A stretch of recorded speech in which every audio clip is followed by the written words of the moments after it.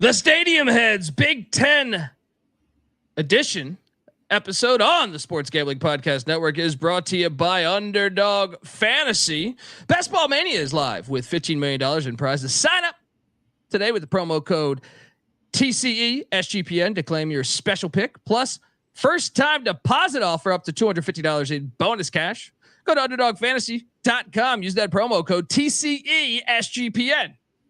We're also brought to you by Royal Retros. Yes, Royal Retros has jerseys, t-shirts, hats, jackets, and sweatshirts from all the old school teams that you love. Use the promo code SGPN for a 10% off your order today. That's promo code SGPN at royalretros.com. And remember, as always, folks, to let it ride. This is Dan Hawkins. You're listening to SGPN. Let it ride. One thing that can be done in any case is education. More education and more informed people. That's the way it is with everything. Young people ask me advice, and I always tell them, get as much knowledge as you can. Stadium Heads, man.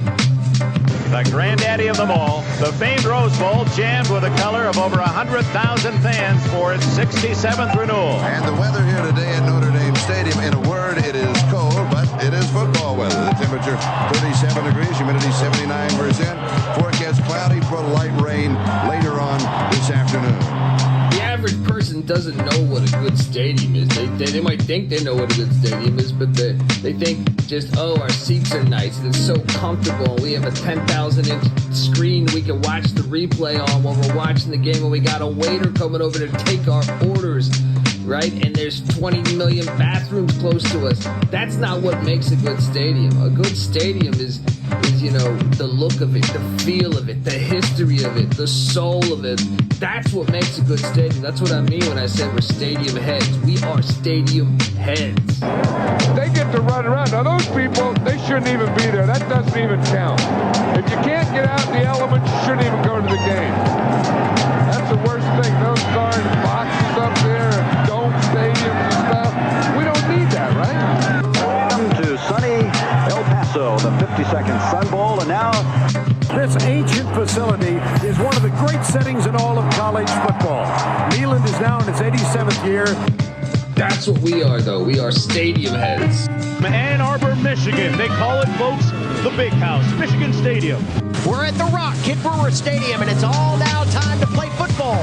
Welcome to Philadelphia, Pennsylvania, and historic Franklin Field. It is jam-packed, a sellout here at Michie Stadium.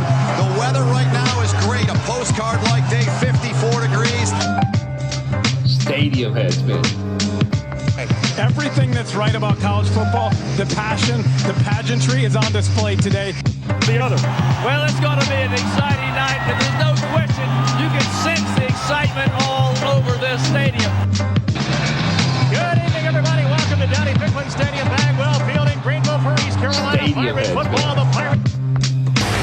Not a seat to be had, folks. 90,000 on hand. And when you're talking intimidation, you're talking to Swamp and Gaines. Welcome, everybody. The Shoe in Columbus, Ohio is rocking today. A record crowd. Good evening, football fans. Welcome to Sam Boyd Stadium in Las Vegas.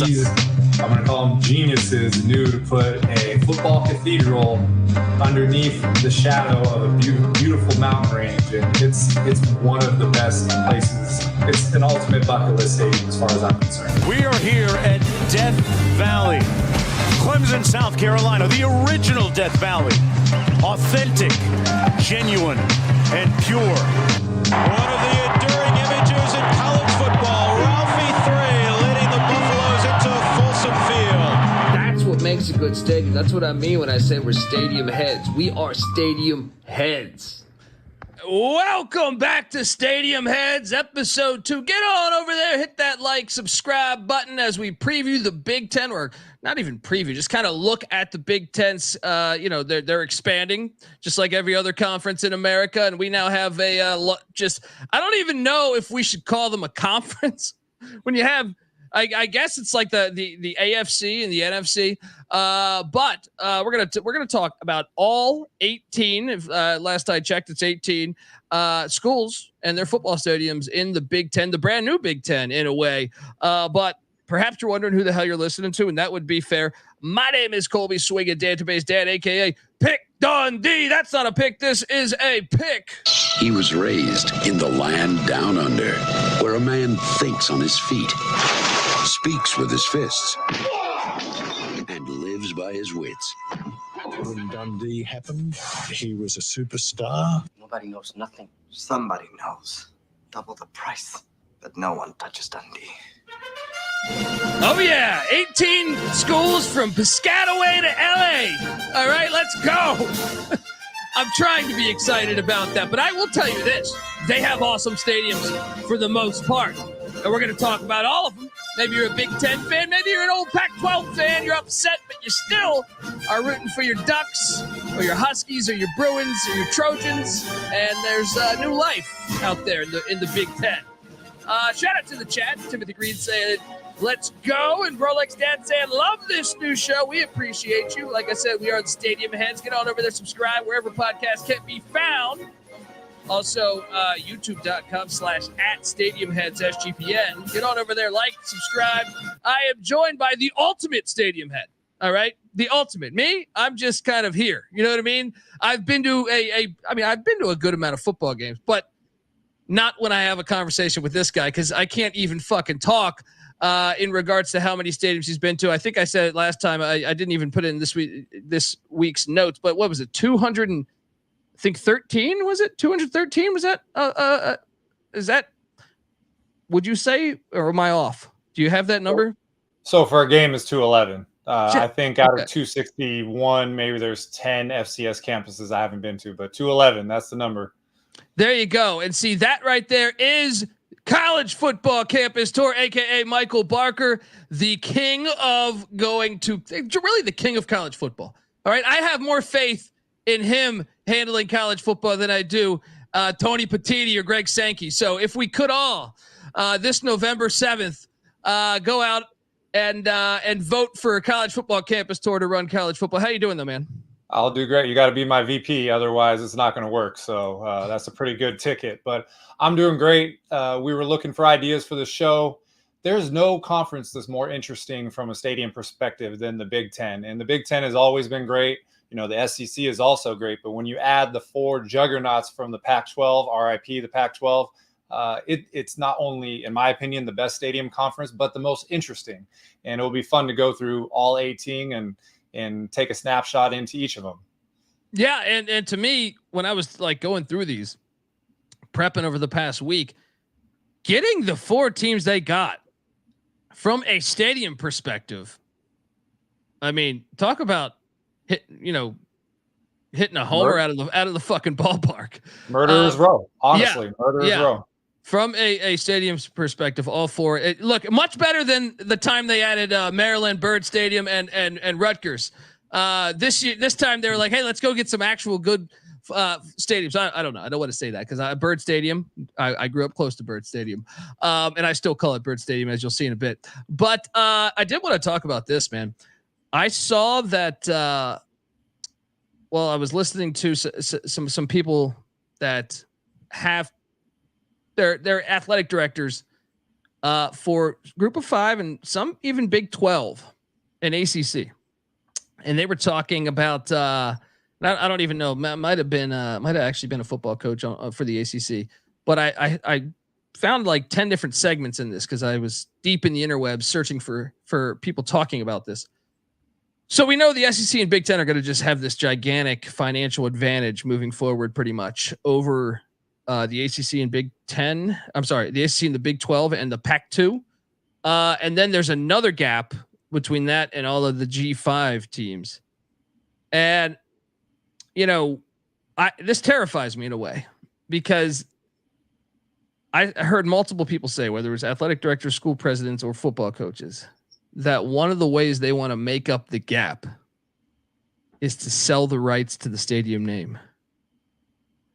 It's coming, man. And Your thoughts? Well, when we look at this, 3 of the 18 stadiums are named Memorial Stadium. And if you want to talk about the beginnings of college football, talking about building stadiums after World War I, you have Illinois, Indiana, Nebraska. That's what we think about for these old, an old stadium head. You got Veterans Memorial Stadium, Mississippi Veterans Memorial Stadium, anything with municipal. That's what we like. And then, you mentioned Rutgers, you mentioned Maryland. We got SECU Stadium, which I had to Google, SECU. The SE stands for State Employees Credit Union Stadium, which, rolls right off the tongue. SHI, I tried to go through the interwebs myself and find the acronym, couldn't find it. But that when you look at a classic stadium, I'll give you an example. I was watching a baseball game last year, and they announced, they said, oh, this guy's going to make the All-Star team, and he's going to play the All-Star game 10 minutes from where he grew up at T-Mobile Park. And I had to Google T-Mobile Park, and that was the Seattle Mariners Stadium, which used to be Safeco Field, and then you just get lost in the whole thing. So part of a great stadium is a great stadium name. You can, Bryant Denny, it was Denny Stadium. Then it became Bryant Denny. There's a lot of talk about maybe it's going to be Bryant Saban, or they're going to change the field to Saban Field. Those are acceptable when you're naming them after the most, prestigious people that have ever been in your program. But selling out for a little bit of $1, you can't replace that name recognition, because if you're Illinois, for example, you are the university of the entire state. And if you have a knockoff credit union name, it just diminishes the whole feel and look. And so I'm disappointed to hear that. Yeah. And Maryland is the perfect example of this to me. Maryland was called Byrd Stadium, not because of the local birds in the state of Maryland. It was because of Harry Curly Byrd, a tight end that played for Maryland. And it was awesome. Honor him. But now, like you said, it's a corporate sponsor. And to me, to take that away from something, I thought it should always be Byrd Stadium. You know what I mean? And I understand they're at a deficit, but to me, you're going to be ruining one of the things that makes the sport so great. And, anyway, I thought that was noteworthy from this past week, and hopefully when we check in, 5-10 years from now, they won't be, playing at Folsom Field presented by, I don't know, Safeway, whatever the fuck. But anyway, let's jump into this. But before we jump into this, folks, I want to tell you out there, we're brought to you by Underdog Fantasy. The NBA playoffs are here, and our sponsor, Underdog Fantasy, wants to make it a lot more interesting. Underdog Fantasy is the easiest place to play fantasy sports. Playing their pick'em game is as simple as selecting higher or lower on players' stats like points, rebounds, assists, and much, much more. You can make entries of all basketball or mix and match across your favorite sport. You can win up to 100 times the amount of money you enter, and it's a ton of fun. Underdog's available in 30 different states, including California and Texas, and even the great country of Canada. So what are you doing, folks? Hop on over there and sign up with the promo code TCE SGPN to claim your special pick plus first time deposit offer up to $250 in bonus cash. UnderdogFantasy.com, promo code TCE SGPN. All right, we are back on the Stadium Heads Big Ten edition, and let's jump into this. And the first thing I got to note here, if you're watching, like I said, youtube.com/@StadiumHeadsSGPN, you're going to see this absolute ridiculous schedule that this guy has been. This is Michael, aka College Football Campus Tour. This is the last time he's visited the entire new Big Ten's stadiums, all 18 of them. And I find it quite remarkable that only one of them predates the pandemic, first off. So if you're just listening to this on the audio side, the last time Michael's been, so we'll go chronologically. He went to Maryland at Illinois in 2021. That was the last time he was in Champaign. He went to Northwestern at Indiana in 2000. Oh, there's two. I'm sorry. Northwestern at Indiana in 2019. He went to Nebraska at Iowa in 2022. Virginia at Maryland 2023. That was a weekday game, if memory serves me correct. Washington at Michigan. Remember was the national championship last year, but he went and saw it in Ann Arbor in 2021.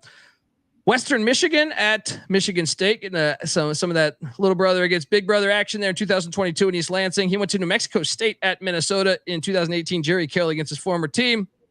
Didn't work out for him. That was Jerry Kill's first game in was that Jerry Kill? That might have been Jerry Kill. Anyway, New Mexico State beat Minnesota one of those times. I do remember that. Michigan at Nebraska in 2021. Purdue at Northwestern in 2023. That was last season. Michigan State at Ohio State in 2023. Washington at Oregon in 2022. That game was an awesome game. If you remember that game correctly, folks, that game, both Washington and Oregon games over the past 2 years have been fucking classics. Minnesota at Penn State, 2022. Wisconsin at Purdue, 2023. Wisconsin at Rutgers, 2021. Washington at UCLA at the Rose Bowl there in 2022. San Jose State at USC, week 0 last year. Arizona State at Washington in 2021, and Nebraska at Wisconsin in 2023. First, I'm just going to say, this is remarkable. This is fucking remarkable. And I mean, with throwing all those out there, what's the one, like, is it Washington, Oregon that was like the craziest actual game ending wise? Probably. The reason we're putting up this graphic is we want on this podcast to lean into the things that we know. We don't want to talk about things that we don't know, places we haven't been. You get a lot of college football in the weekdays, and most of it is G5 football. And I go to a lot of G5 stadiums, but I also have made it a point to go some of these big stadiums. And other than Indiana and Minnesota, like you mentioned, I've seen all of them in the last 3 years. Just went to the Indiana spring game. So trying to get back there, and Minnesota has a great stadium. There's a FCS school called St. Thomas that is 1 mile away. I've been looking for a noon, 7 p.m. double Saturday there. But a lot of these games have been great. That Michigan-Washington game, that was a double header. 11 a.m. was Oregon at Ohio State, and then 8 p.m. was Washington at Michigan. I mean, you can't get much better than that. But that Oregon-Washington rivalry is always great, and Washington actually knocked them off in Oregon in 2022. So great experiences, and like I said, we want to lean into the things that we know. And this list is to show we have some recent experiences at these big stadiums. Yeah. And these stadiums that we're about to jump in on, I think you'll be surprised if you're a lay college football fan or just tuning in, maybe you're an NFL guy. I think, some people don't know some of the stuff, like the history of these stadiums. And to me, when you compare it to the NFL, and I feel like last episode I was bagging on the NFL, but I can't help it when to me, there's only, 2 or 3 stadiums that's still actually like there's history to it, like most of them don't have much history to it. So let's jump into this, because I think if you compare the two, you'll see my point. Here we go with the first school here, Illinois. We're going to go alphabetically. The Illinois is located in Champaign, Illinois, and their stadium is called Memorial Stadium, just like a bunch of other stadiums in this conference, as Michael alluded to earlier. It's 101 years old. It seats 60,670. See, part of what I was alluding to there, and I know we're going to get into Mike. And by the way, all the photos that I'm going to show are all from Michael's, arsenal there of just fire photos from games he's been to. There's no other photo besides Michael on this show. So if you're looking for a photo, you got to hit him up. But part of what I find awesome about this 101-year-old stadium, this is the same stadium that Dick Buckeyes played for. He played on that field at Illinois. Ray Nitschke, you know what I mean?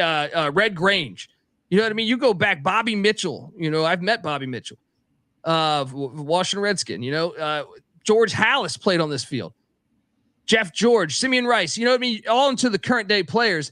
The NFL barely has that now. And to me, that's what makes these stadiums so special. I think it's so cool that you can say when you go into the stadium, you're like, damn, I'm at this legendary place where all these legends played. And to me, that's something that I don't know how the NFL let that get away from them. The same like MLB Yankee Stadium destroying it. They should have just renovated that thing. But anyway, that's part of what to me makes it so cool. As someone that follows the sport, I think that's one of the biggest selling points. So jumping into it just from the outside, by the way, Michael's photos here. Once again, youtube.com/@StadiumHeadsSGPN. Subscribe. Look at that. See, right from the start, you're selling me. It looks cool as fuck from the start. What's your thoughts on stadiums just from the outside before you even step in? Yeah, I mean, this is beautiful. And, you think about Illinois, what are the 2 most famous stadiums? You got Chicago Soldier Field, which has columns, which has a similar vibe, and Memorial Stadium. And obviously Memorial Stadium, 101 years old. It started with 55,000 seats. There's been some reconfiguration, so the capacity is not that much different. In 2008, they had what they called was the Illinois Renaissance, where they did a bunch of stuff on campus, but you can see the newer part of the press box sticking above the old part, and that removed seats from there. And so when they put seats in the end zone, which we'll go to further down in photos, that kind of supplemented the loss along the press box to get almost back to the same number. But just from an aesthetics point of view, you go out there, there's also a Red Grange statue right under that little Illinois sign there. Just the ghosts of the past echo, like you're talking about, thinking about all those players. You go on NFL Films and you hear those Dick Butkus videos and just the grunting and the tackling. This is where it all started right here in Memorial Stadium.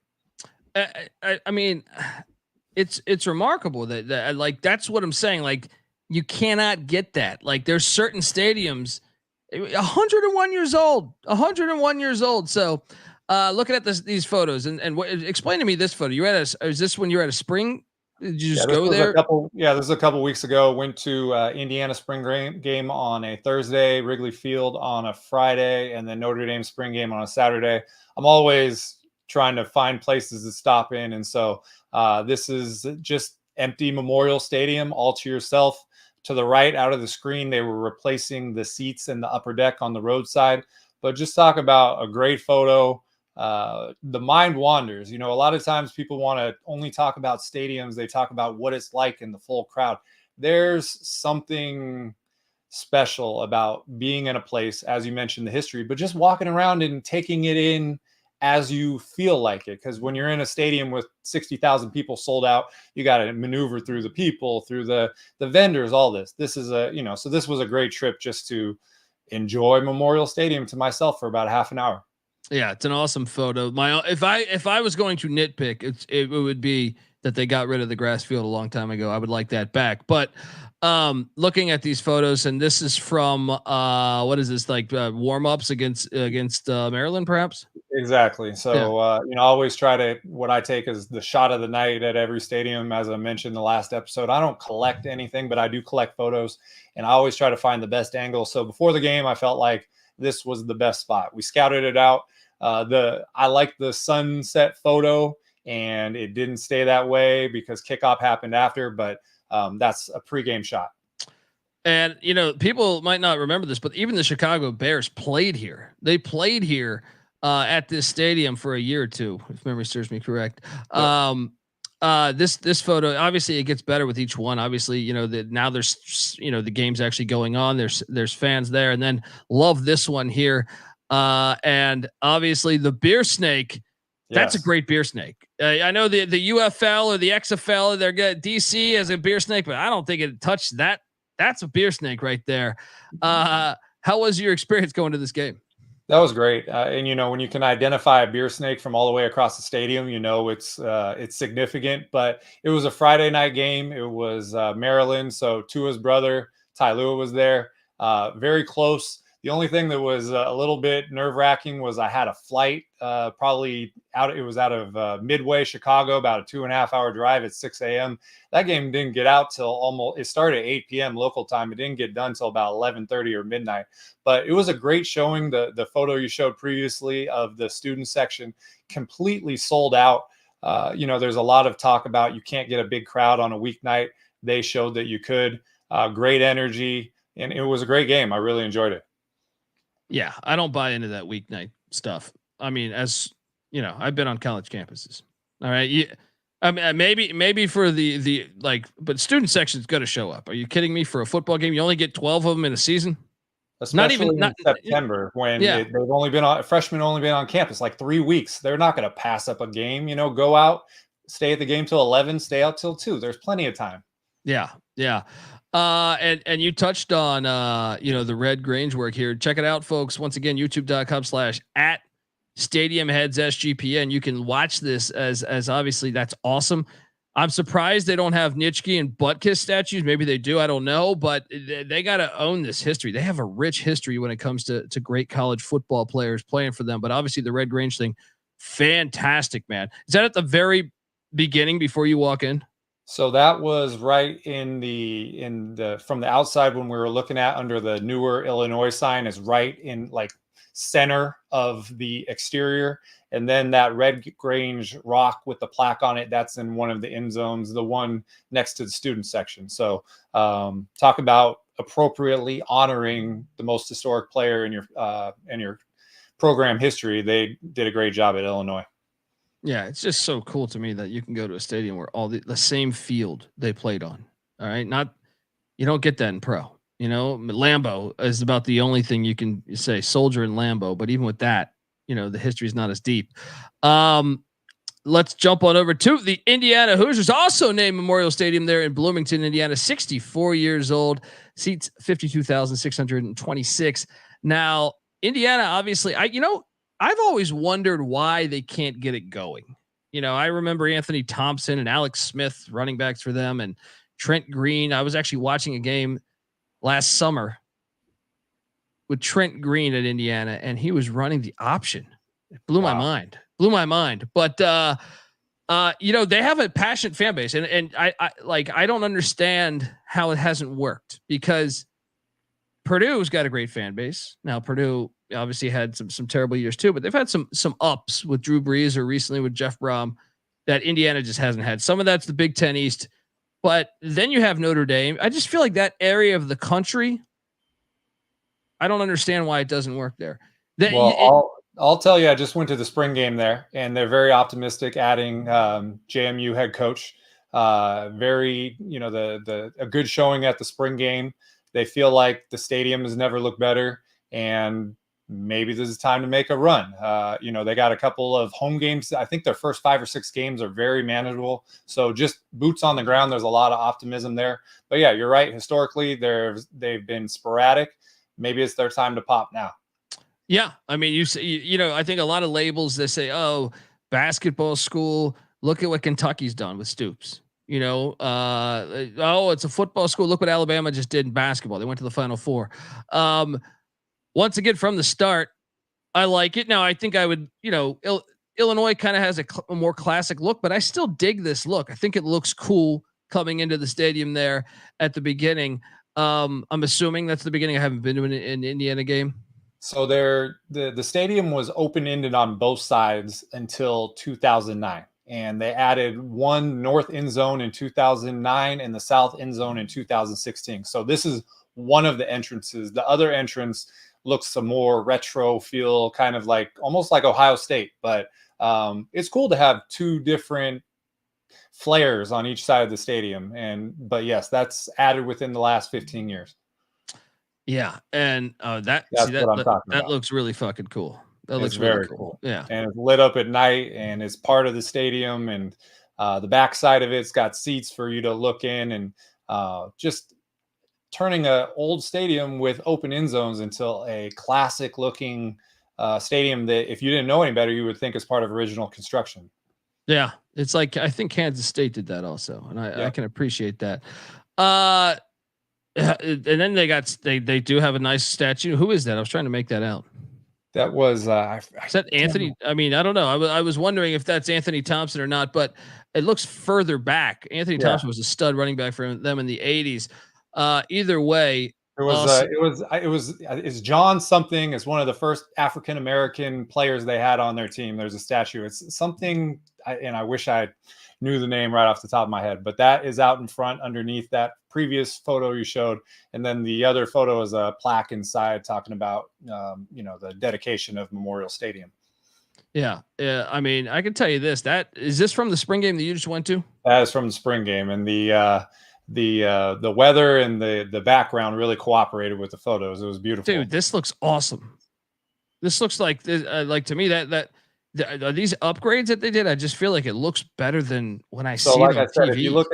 If you look at the bleachers underneath the press box between the end zones, that's original. And then one of the end zones, the far one, I believe, was done in 2000.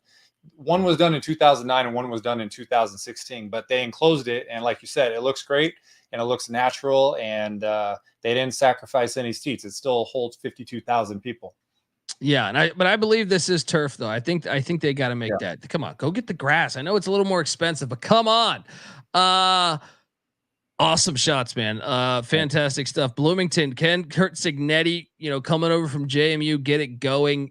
Yeah, I think, and this is one of my favorite shots you did. That right there looks so fucking cool. The press box. Once again, youtube.com/@StadiumHeads SGPN. I see 337 people watching right now. Hit that like and subscribe button.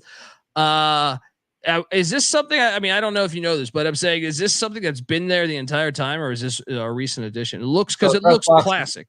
Yeah, it's been there for a long time. When I was at the spring game, they did talk about hopefully building a larger press box. That's in the works. If you look at the size of the press box compared to the stands, it's smaller than most, if not all, in the Big Ten. So, but just from a classic look, it reminds me of Jackson State, to be honest with you. It almost looks exactly the same, but classic. We didn't get on that side of the stadium, and I believe there's a couple obstructed view seats. So we'll have to go back there in the regular season. But yeah, leaning into the history of the colors, it looks cool. Yeah, and explain, obstructed views are a thing that I find fascinating about all your travels. I even have you had a calendar out last year that I got here in the studio. Explain to the listener what essentially an obstruction view shot is. Well, we got a couple stadiums coming up. Hopefully we got some photo examples, but essentially you go through a stadium, you find a seat where you can't see 100% of the field. A lot of times we're talking about renovations where stadium was built a certain way, and then they added a press box or an end zone or a suite level, and they decided not to remove the seats right next to it. So when you sit there, you have an obstructed view. You're not seeing 100% of the field. I go there, I try to find it. You can take a funny photo, having somebody take the photo from behind you. It looks like you're looking right at the wall. And people, they like it because it's informative. It lets people know where not to sit. We had it happen at the national championship to Michigan fans in NRG Stadium in Houston, but they exist all over the place, and especially in a lot of these older stadiums that had 5, 6, 7, 8 renovations over their 100-year history. And to me, it doesn't mean it's a bad stadium. To me, like it just for the record, I feel like sometimes people think we're you're taking a shot at their stadium, and no, I'm not doing that. But I will say, even the newest stadiums, I saw some at Lucas Oil, which I can't stand that stadium, but I'm saying, even at that stadium, they have some. So it's something that Michael documents wherever he goes. You got to check it out. Once again, Michael's on Twitter at CFB Campus Tour.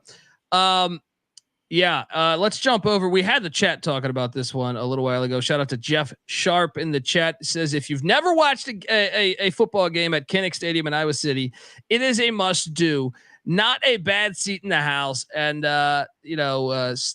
it's steep. So you're as close. Oh, steep. Okay. I got you. I misread that. It's steep. So you're close to the action is what he's saying. Shout out to Jeff. Look, Kinnick Stadium in Iowa City there, Iowa, 95 years old, seats 69,250 people. This selling thing from TV is the Children's Hospital. And I know we have some stuff to show that, but they have a Children's Hospital there. But even without that, which I think is great, but this, once again, you're 95 years old. When I think of Hayden Fry, I know I got a bobblehead of the great Jerry Burns, the old Minnesota Vikings head coach that coached at Iowa for a tenure there way back in the day. He was on Vince Lombardi's staff as well. Andre Tippett to Marv Cook to Ronnie Harmon to Cedric Shaw, and just Iowa just has a deep, rich history of good football players. So I love the fact, once again, to go back to the Illinois argument, you're going to see me repeating this a bunch, because I think that's fantastic that you can have a stadium 95 years old where all those legends have played, and it looks awesome. Now, is this the Nebraska game, I take it? Because I see some red. Yeah, so this was Black Friday 2022 versus Nebraska. Yeah, I mean, Nebraska always travels so well. It doesn't matter where. They could be playing that game in friggin' Moscow, and I feel like Nebraska fans would show up. But yeah, this stadium is awesome. And I do want to play a video of what I'm talking about that you took from is that the end of the third quarter going into the fourth, if memory serves me correct? The end of the first going into the second. Okay. Yeah. Okay. Here we go. YouTube.com/@StadiumHeadsSGPN. A video from Michael Barker at Kinnick Stadium.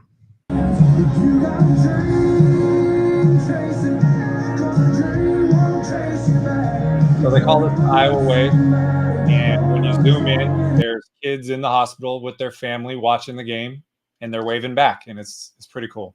Yeah, I mean, how much better? It doesn't get much better than that. I mean, absolutely remarkable, and yeah, I mean, and if you know about the work they're doing at the hospital, I mean, you couldn't have a better sync with a university as far as being on the same page, doing great things for people that really need it, and linking it to football. Just having it peer over the stadium like that, it's synonymous with Kinnick Stadium, and this place has improved so much over the years. If you go back, I do a lot of historical tweets where I'll go and look at it. This was Iowa Stadium back in 1929, and it only had 53,000 seats. Now it has almost 70. It didn't have permanent lights until 2015. But when you look at it, mid 80s, Hayden Fry, it's got old AstroTurf, and a lot of the newer elements, the press box, which is very sleek, we haven't shown yet. Those don't exist, and for a stadium to be transformed like this, that's what we like about college football stadiums, because they transform these stadiums out of necessity. They can't just go through a stadium in 15 years and say it doesn't fit them, or they need a dome and we got to get rid of it. This is the land on campus allocated for a stadium, and you got to maximize it. And to think what they've done and see what they've done in over almost 100 years is remarkable. Yeah. I mean, this is one that I've never been to that, like, if you told me, hey, load up the jet, it's easily like top 5, top 10 for me. Great fans too. Great fans, nice fans, knowledgeable. Nebraska heated a rivalry, but that game came down to the end. It wasn't, fist fights or anything like that. It's a great place to watch a game, home or road fans. Yeah, I got to get there. Now see, obstructed view shot right here. This is hilarious, dude. I mean, it's great. It's like I said, I'm not shitting on the stadium, but it's still great that this exists, because I could just imagine your number one team in the nation comes through and someone is sitting there the entire day just saying, well, do we get the ball? Do we get the ball on the other side? Well, what's funny is whenever somebody says there's not a bad seat in the house, and I'm like, okay, I'm going to try to find it. And not that, like you said, we're not making fun of the stadium. We're pointing it out. I was outside the swamp in Florida, and I was waiting to get in the stadium, and somebody walked by me and he says, I know who you are, and you won't find a bad seat here. And I was like, is that a threat or is that real? But there was a bad seat in the swamp, quote unquote bad seat, and I found it. But that's what you do. And again, these are done off of reconfigurations, renovations. It's right in the corner. It's not, I think it's a general admission there if you get there. So if you're the last one in a sellout, you're going to miss out. But there is an obstructed view at Kinnick Stadium. It does exist. I mean, what would be genius is if you put the away team's fan section there. Yes. You know what I mean? I feel like you gotta do that. Hilarious photo there. And Jeff says, wow, didn't I look, there's a photo there of Michael sitting there enjoying the game from that exact seat. Jeff, it's still good, man. And what is this here? This is pretty damn cool. I mean, look at that hawk. Statue of a hawk, right? Yeah. So every time I go to a stadium, or a school, there's some kind of bronze mascot statue. It's either a person or the mascot, a hawk or tiger. And this one, just this steel hawk, it is really cool. One of the best ones out there. So I made sure I got a photo during my trip with the Hawkeye. Yeah. Fantastic stuff there. YouTube.com/ Stadium Heads, or I'm sorry, at Stadium Heads SGPN. Awesome stuff here. I don't even know what this is. It's got to be the first days, right? That's Duke Slater. He was one of the first African-American players in the NFL. He's in the NFL Hall of Fame. He was a judge, a circuit court judge. If you read this guy's biography, there's a guy I met, Neil, and I can't remember his name, but he's written a biography. I met him at the stadium. A remarkable life, and that's around the exterior of Kinnick. Duke Slater, very cool. That's awesome, dude. That's just an awesome thing they're doing. The stadium seems awesome. Look, next up, before I get to the next team, which is the Maryland Terrapins, I want to tell you that the Stadium Heads podcast is brought to you by Game Time. Yes, Game Time is now an authorized ticket marketplace of the Major League Baseball, essentially, which makes getting tickets even faster and easier. Prices on Game Time's app actually go down the closer it gets to first pitch, so you might want to check it out. With killer last second deals, all in prices, views from your seat, and the lowest price guaranteed, Game Time takes the guesswork out of buying MLB tickets. So what are you doing, folks? Look, I can tell you, Game Time, I wish it was around, because I've been in cities where I just procrastinated, and then you just end up saying, hey, I'm going to get this ticket, and you end up paying like way more, or maybe you don't even go because you don't have that much money, and you're like, damn, I thought the tickets would go down. I thought I'd be able to scalp some tickets. So you want to check out Game Time, last minute ticket deals, save up to 60% buying last minutes off for sports, concerts, comedy, theater, etc. You know what I mean? And save even more with the exclusive in-app deals on select seats ahead of the game or the event that you're going to. So what are you doing, folks? Download the Game Time app, create an account, use that promo code CFBX for $20 off your first purchase. Once again, terms apply.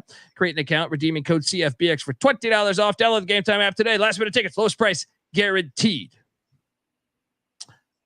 All right, we are back, and I had to put Byrd Stadium. I couldn't do it. Maryland University, College Park, Maryland. My mom, a graduate from the University of Maryland.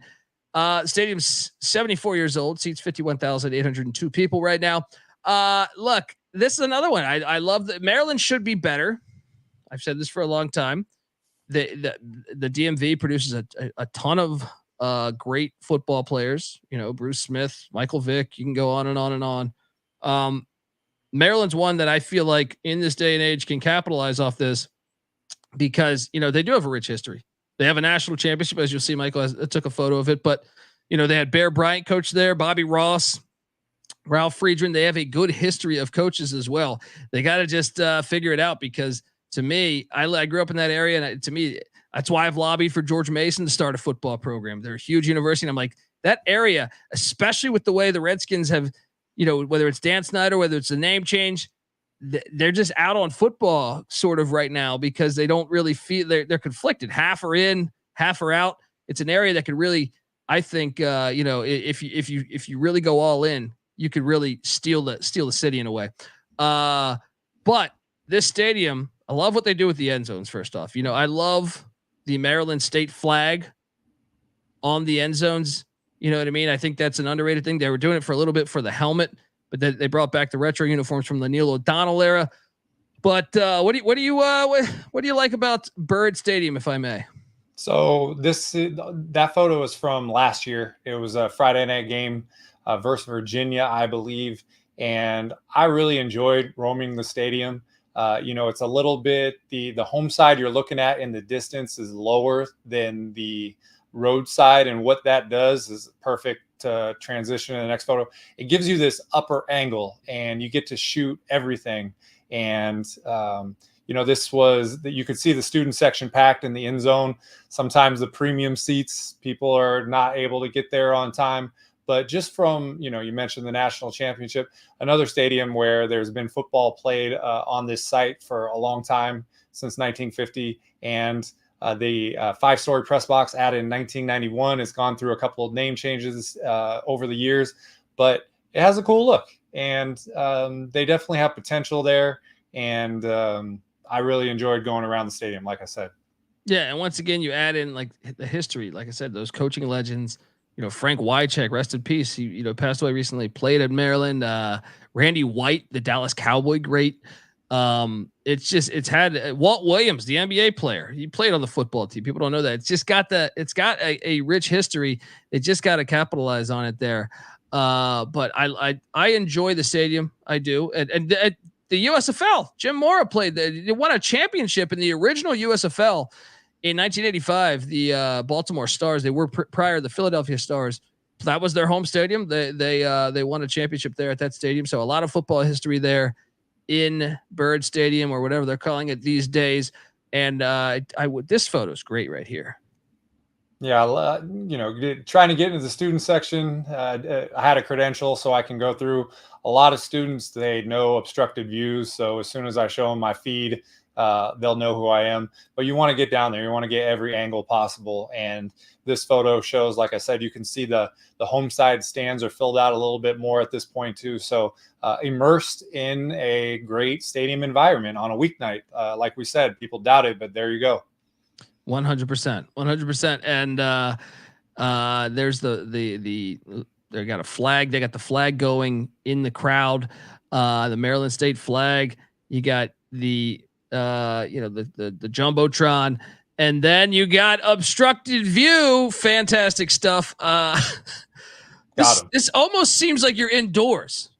Yeah, so the second level on the roadside, part of it is covered, and it's not just one seat. There's these support concrete pillars all across the way. And so, as I said, I usually, they let the people in the stadium 2 hours before. I'm first person in the stadium and running around. I've also looked at photos beforehand. And again, you want to do your due diligence. Do they sell this seat? Is it on the ticket websites? Is there a price associated with it? Is there a warning on the seat? And so once I get all the information, if somebody's sitting there, I could talk to them about how they acquired it. But bottom line is, at the stadium, one of my responsibilities now is to identify these seats. We had one at Iowa. We had one in Maryland.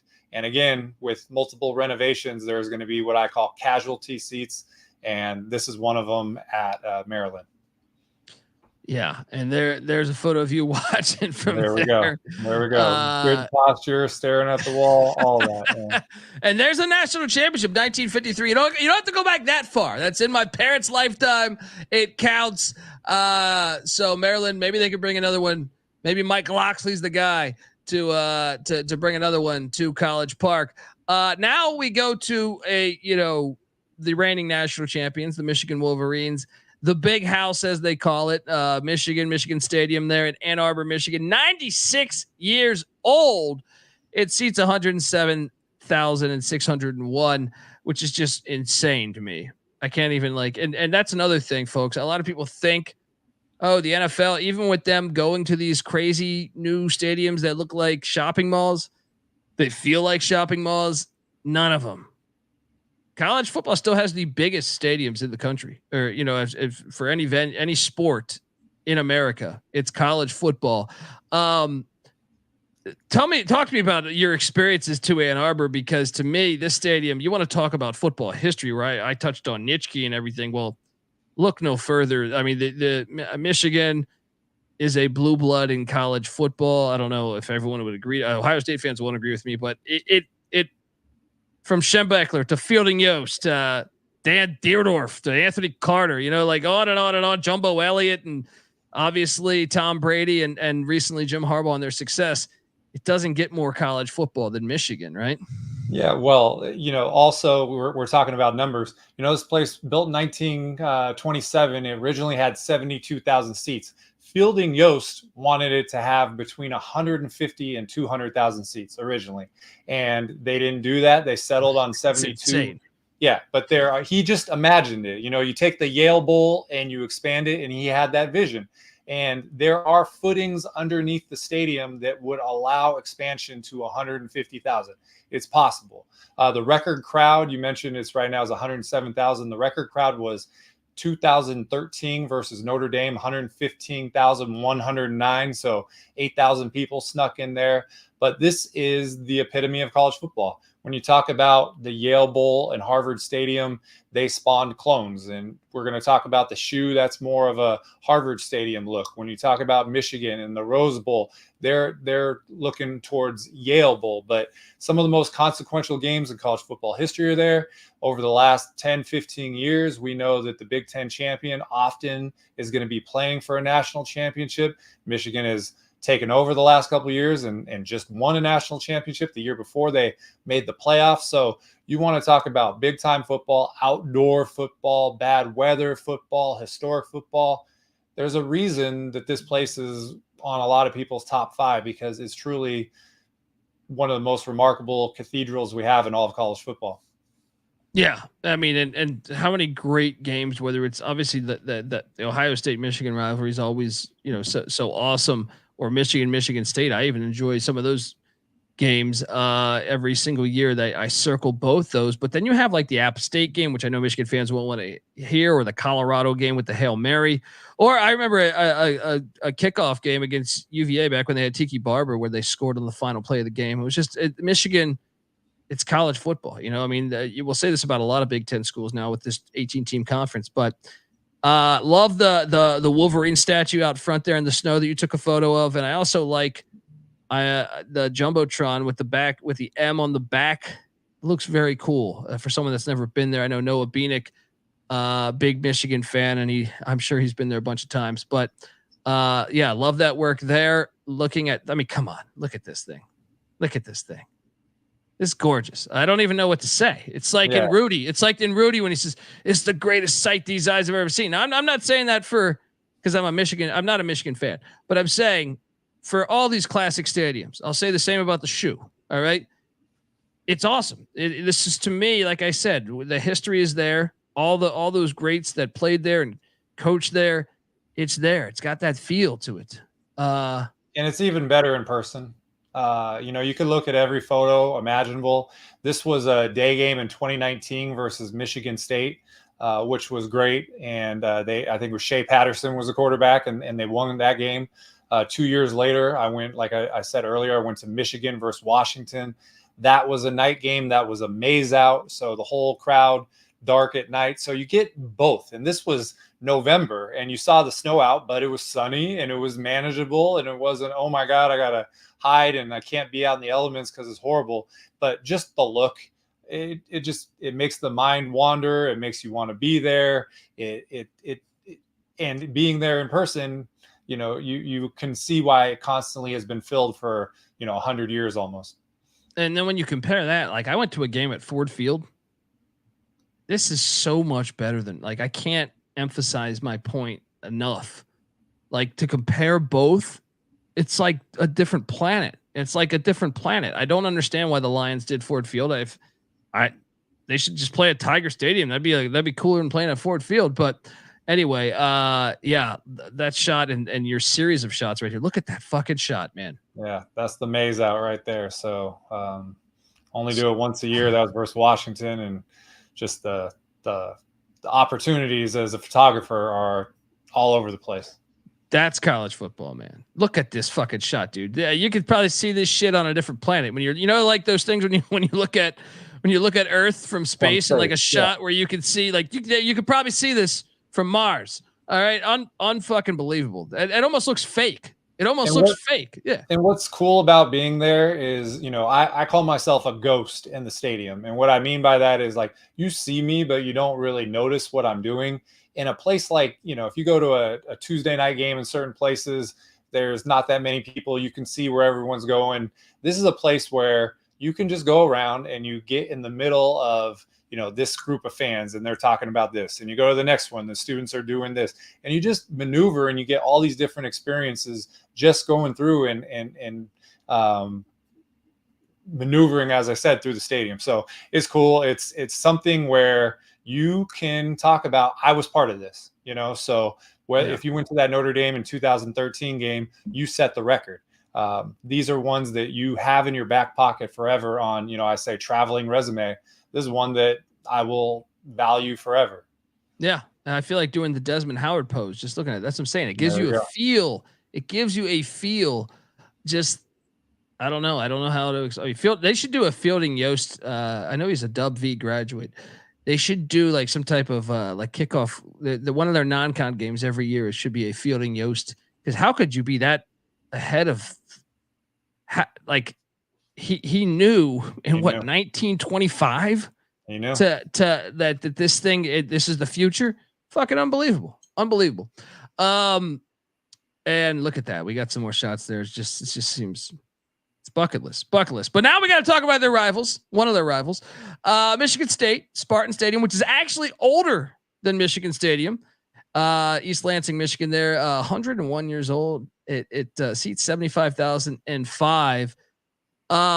I know we just gave Michigan their flowers, but Michigan State, they got a history too. I mean, Saban coached there. D'Antonio got him to the playoffs. Bubba Smith, Hightower, great football player, played at Michigan State. They got the actors, man. Hightower from Police Academy. James Conn. People didn't know James Conn played for Michigan State. Played college football for Michigan State. Draymond Green. I mean, look. And then they have a bunch of great. Kirk Gibson also, actually, now that I think about it, Kirk Gibson also played wide receiver for Michigan State, the LA Dodger, and Detroit Tiger. But obviously, they have such a rich history with football too. Whether it's just of recently, I feel like since like the 80s, great players like Andre Rison and Carl Banks and Tony Mandrich, which was a stud in college, and then Kirk Cousins, who just is the richest guy on planet Earth. All those guys. Tyrone Willingham, I think, played for them back in the day. But talk to me about Spartan Stadium and your experiences here, because this is an awesome photo too, man. Yeah, what's cool about this place is, again, it's built in 1923. Was the original name was College Field. It only had 14,000 seats, and now it has 75,000. Record crowd was 80,401. And that 8-story press box that was added in 2005. So again, ingenuity going from 14,000 to 75,000 seats, grow with the university, grow with the prestige of the program. Michigan State typically plays their opener on a Friday night. So this was 2 years ago against Western Michigan. In 2019, I went to a Friday night opener against Middle Tennessee State. So, from a scheduling perspective, yes, you want to try to get all the Michigan State games, but you always want to try to take a P5 on a weeknight. You're going to do that. But look, this is, they're still striping out the stadium against Western Michigan. There's not one empty seat in the house. That's what I'm saying. Yeah. And the green and the white and the night, and, it's September in Michigan, so it's not cold. I mean, what more do you want on a Friday night, Big Ten? The woodshed. It's a great place to watch a football game. 100% awesome photo. And then look at this. Got from the end zone. Got the band involved. That's another element I love it with college football. If look, the band, man, I love getting the shot with the band in it. It just looks fantastic. And wow, look at that Spartan Stadium and they credentialed me, which is crazy for a P5. So I got a press box shot right there, which I appreciate. But you could see just the white and the green all over the place. People really care about Michigan State football. Sorry, I didn't mean to play that, but there's a video there. Didn't mean to have the volume go over you. Look at that. Michael took that video. You got the band on the field doing their thing. And is that all the same game? Yeah, that was the most recent game, and you got the sun right in your face. I always try to take a photo right when they're about to take the field, but you can just see it, feel it, and that's what Big Ten football is all about: the pageantry and the camaraderie and the showmanship. It's amazing. Yeah, unbelievable there. Yeah, I mean, look at that shot, man. You shot that on an iPhone? It looks like yep. yeah. Looks like you're using $1,000 equipment there. I guess the iPhone is. That's a great photo, man. Thank you. And I try to roam. So you do, your first run when the sun's out, then the second run through the stadium when it's night. Some stadiums are night stadiums, some are day. This one just happens to be both. Unbelievable. Now is where we transition to new school. 14 years old. This stadium is in Minneapolis, Minnesota, Huntington Bank Stadium, which, I hate having the corporate name on there, but I'll say this.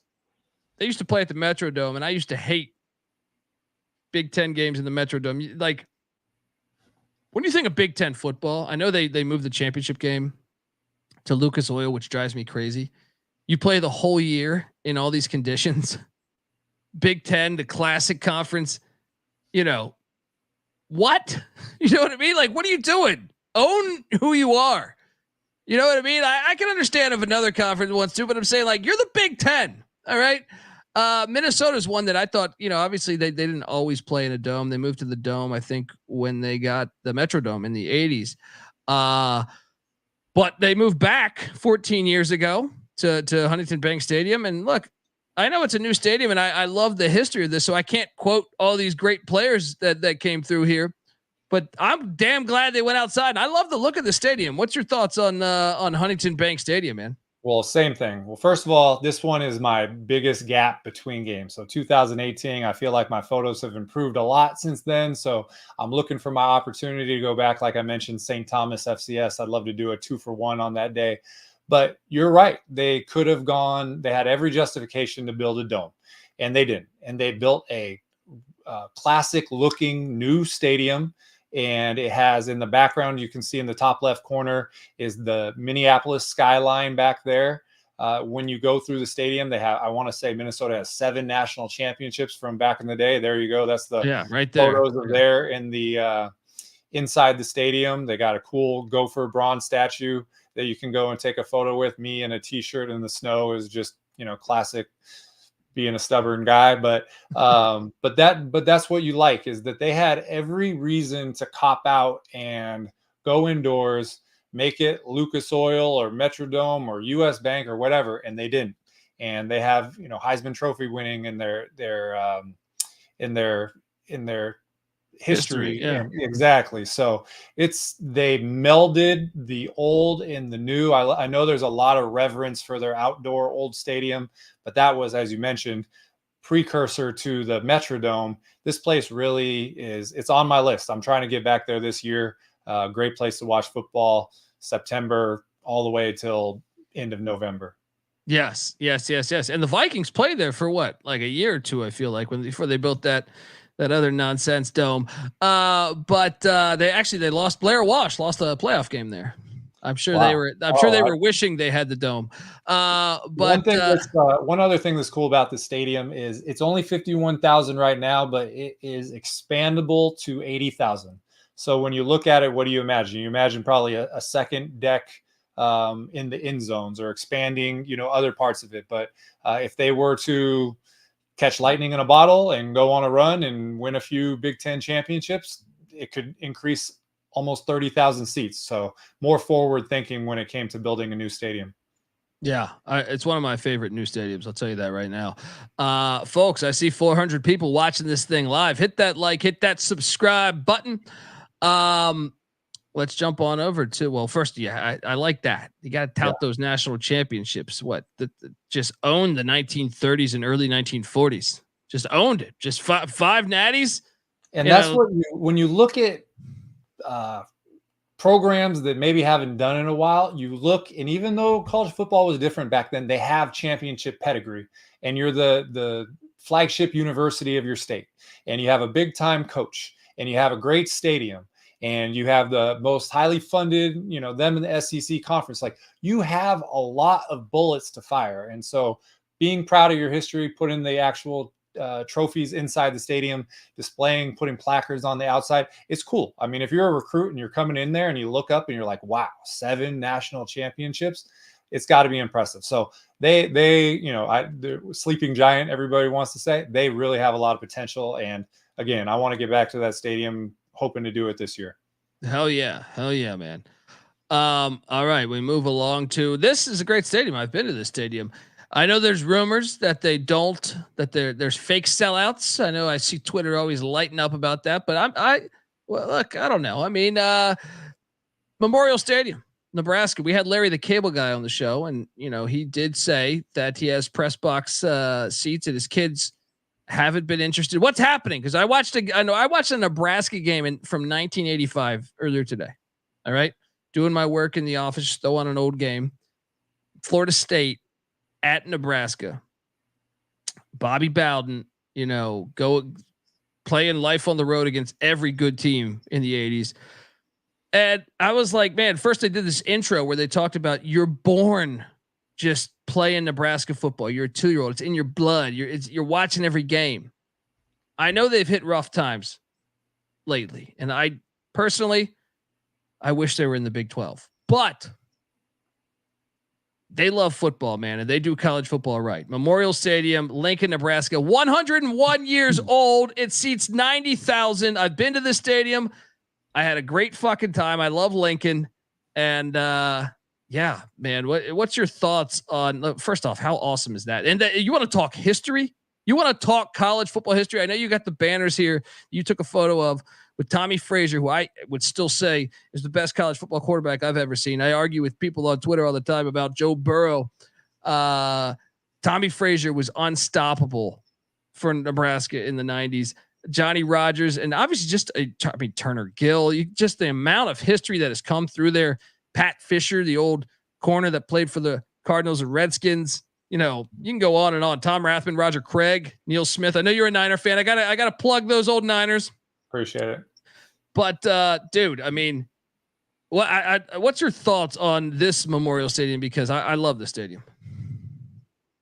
So another one, 1923, started at 31,000 seats. It's up to 85. There is a planned reduction over the next couple of years to knock it down 8 to 10,000. But you mentioned they've sold out 396 games since 1962. In the 1990s, 91 to 98, they had a 47-game home winning streak. These were teams, no matter how good you were, you couldn't beat them. I know that. I think the 94 team, that offensive line didn't have one holding penalty the whole year. So this is a place that's used to be dominant. I went to the spring game when they hired Scott Frost a few years ago. They sold it out for a spring game, 88,000 people. They just had a volleyball game there, and they set the stadium record with over 91,000, something like these crazy numbers there. But this place is the combination of, you know, everybody talks about how great Nebraska fans are, and they're amazing. And they take a lot of pride in the history that they have.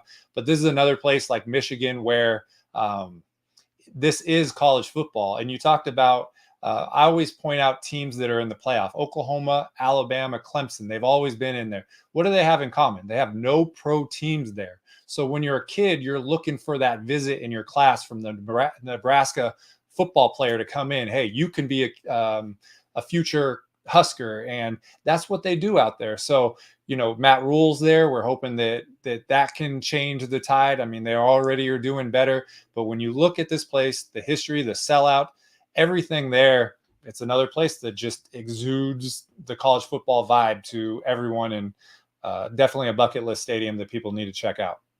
Yeah, and the history. I mean, can you imagine if we I wish I had like a tracker on who is. I watched the game earlier today with Deion Sanders, Leroy Butler, and stuff playing at that stadium. Bobby Bowden, coaching legend.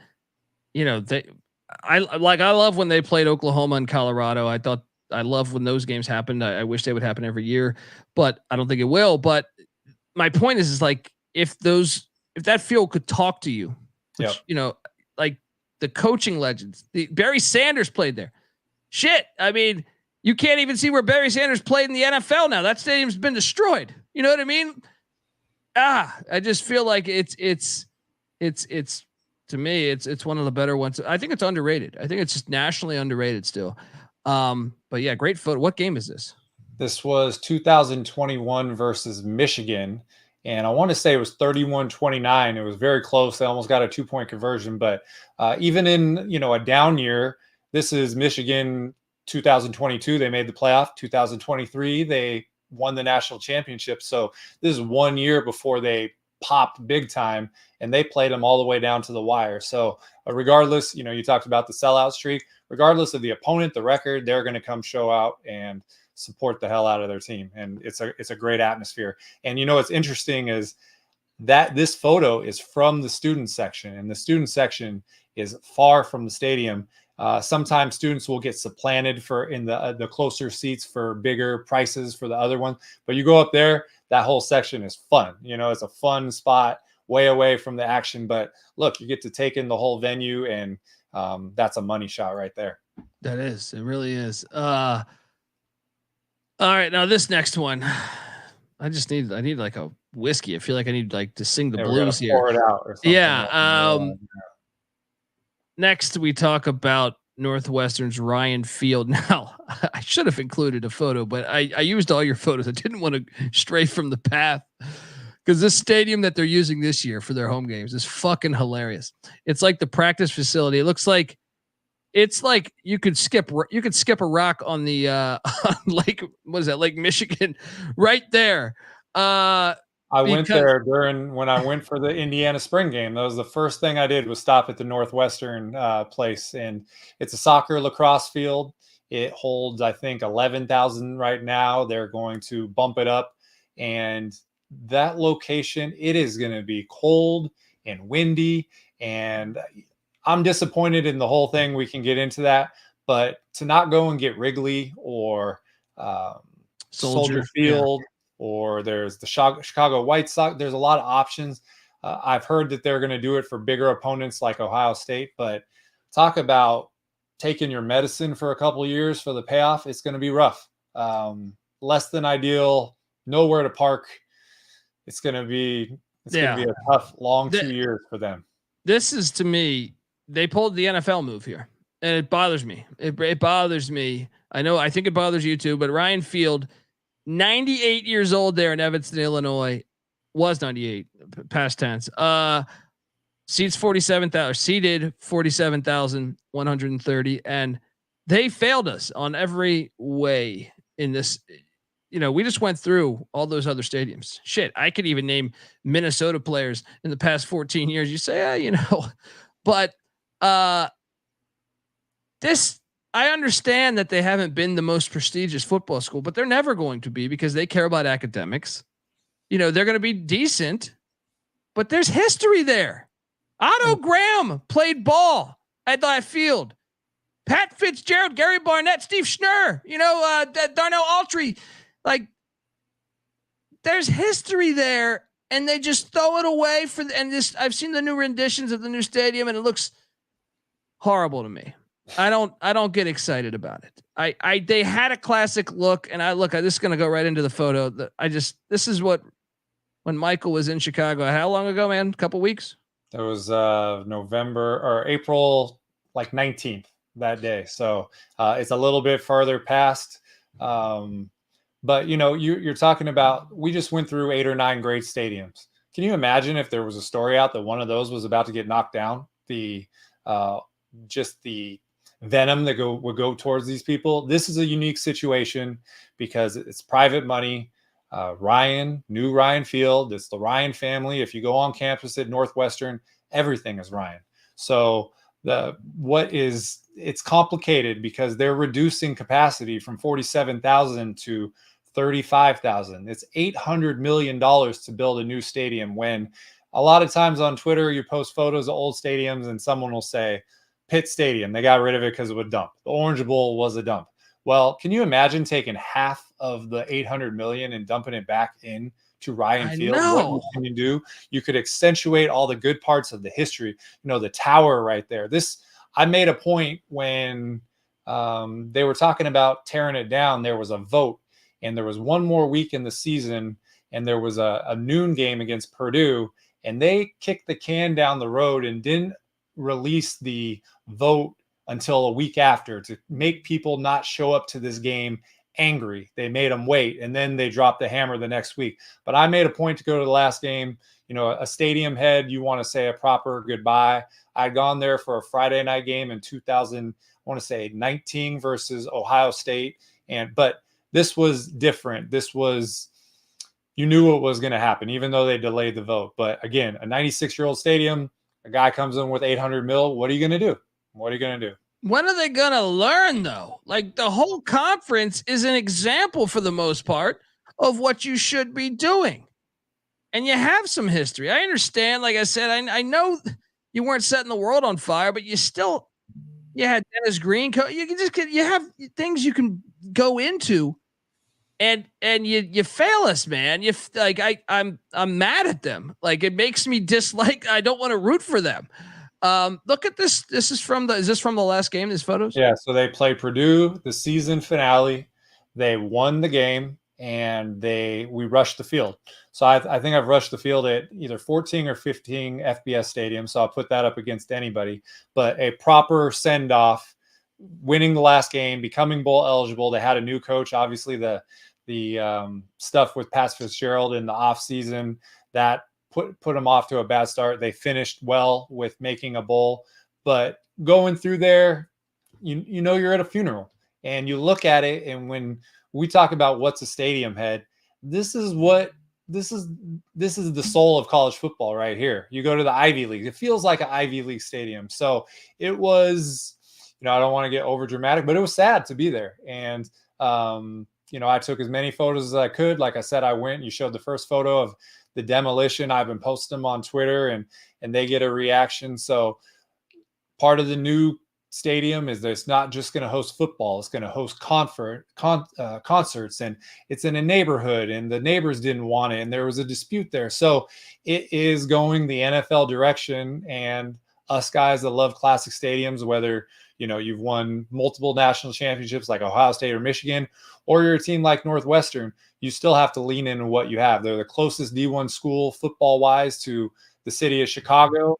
There's tons to work with there. So they have a different strategy. Like I said, $800 million from a private donation is going to win the game, but it's sad to see it go. And this, part of the flair of the old stadiums is they have a lot of obstructed views. And the photo you showed before, there's like 12 of them all lined up. So this isn't that bad of an obstructive view, because you can kind of poke your head around the corner and see. Compared to some of those other ones, I feel like for its age, it's not that bad. No, it's not. And you can lean to the left and lean to the right. It's not that bad, but that's how they built stadiums back then. They had to put some of the support there. But there's another photo, I think it's in there, where you can look out the window. Yes. And yeah, so there's me. This photo right here. So that's on the right is the ramp going up in the tower. You can go in the tower during the game, which it's not, the club level, the exclusive. You got to have a wristband. It's accessible to everybody. And then, I always take a shot of the night at a certain angle, and, this time during the day, look at that photo out the window. And so nowadays it's going to be a press box window or something like that. But this is the way they imagined a football stadium 100 years ago. And so part of the last game, watch the game, see who wins. But the other part of it was documenting as much history as I could. And I felt like I squeezed everything I could out of the last experience. I'm very grateful to have done it. But again, wiping out 96 years of history is tough to take. It is, man. It really is tough to take. And yeah, but we're rooting for them. We're rooting for them. And I always try to be at the grand opening of the new stadium. So 2026, I would love to be there for the first game and check it out. There we go. I think you're more optimistic than me. I'm upset still. Concerts? What are we talking about here? I'm upset, man. But you can't go back and the wrecking ball has already hit it. You can't undo it. And so you got Aloha Stadium in Hawaii. They got condemned in 2021. It's still sitting there. There's no maintenance. They don't even have a developer. The best case scenario is going to be built in 2028, and the whole entertainment district is 20 years and all that stuff. So at least there's progress here. So I'm not happy that they knocked down a stadium, but they're making a move, and we'll see what happens. Yeah, we will. Folks, if you're watching this on YouTube, stay put.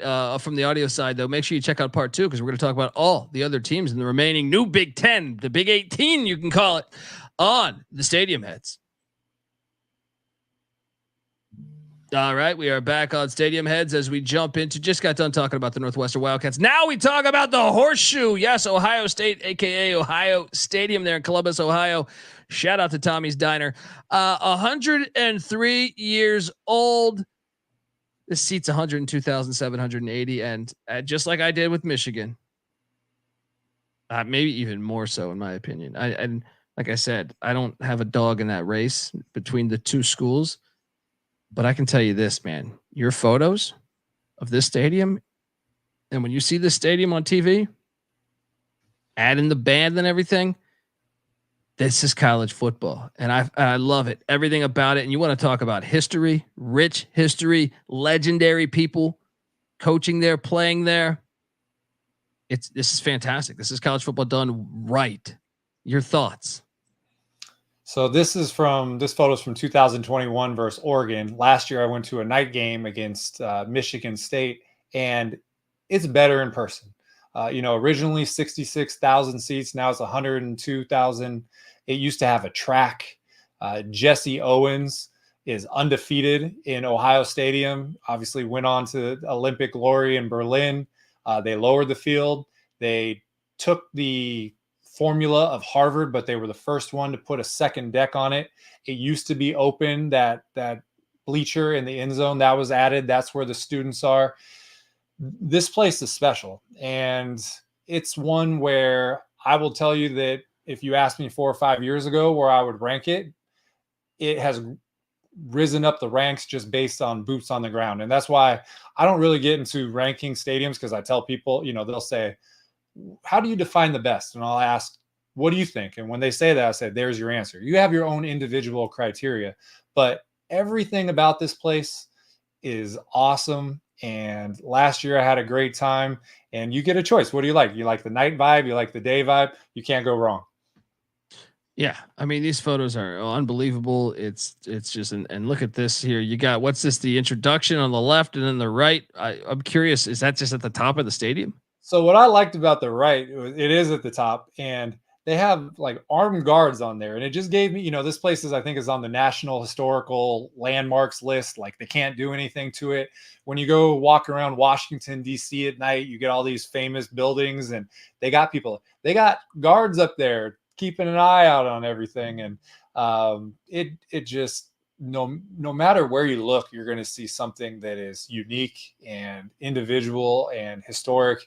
So I just love walking around all sides of the shoe. Yeah. Some of these other photos, I mean, look at that. You got the fireworks going off. It's to me, it's just like you're going to make a list. I would do a list with FCS mixed with FBS, but there's no way you're not doing it with the Horseshoe on that list of stadiums you got to get to in your lifetime. Look at this thing. Your photos are incredible, man. Yeah, this is one, like I said, the history. It's got to when you're walking around, you probably just feel it. I see you got the obstructed view, even in Ohio State, where they have endless money. There's a couple of them. Yeah. And this one is, this is the most classic case where you have a stadium that's a horseshoe or a bowl, you add a press box, and there's choices. And what most stadiums do is they like the aesthetic look of the bleachers going all the way up against the press box. Oregon State, they remodeled their stadium, and you can, on one spot, it's just concrete. So you can't confuse that for a seat. They eyeballed it until you could see the whole field, and that's where they started putting seats. But, to get a classic stadium bounty with the obstructed view, this is one of the ones in my calendars. But yeah, you're not going to be perfect if you renovate a stadium 7 or 8 times over a 100-year period. And this is a casualty seat, as I said. They got to get grass back. So look, I know they had grass from 1922 to 1970. Then they went to AstroTurf, and then in 1990 they went grass all the way to 2006. And to me, I was watching some games recently, some old Ohio State Michigan games.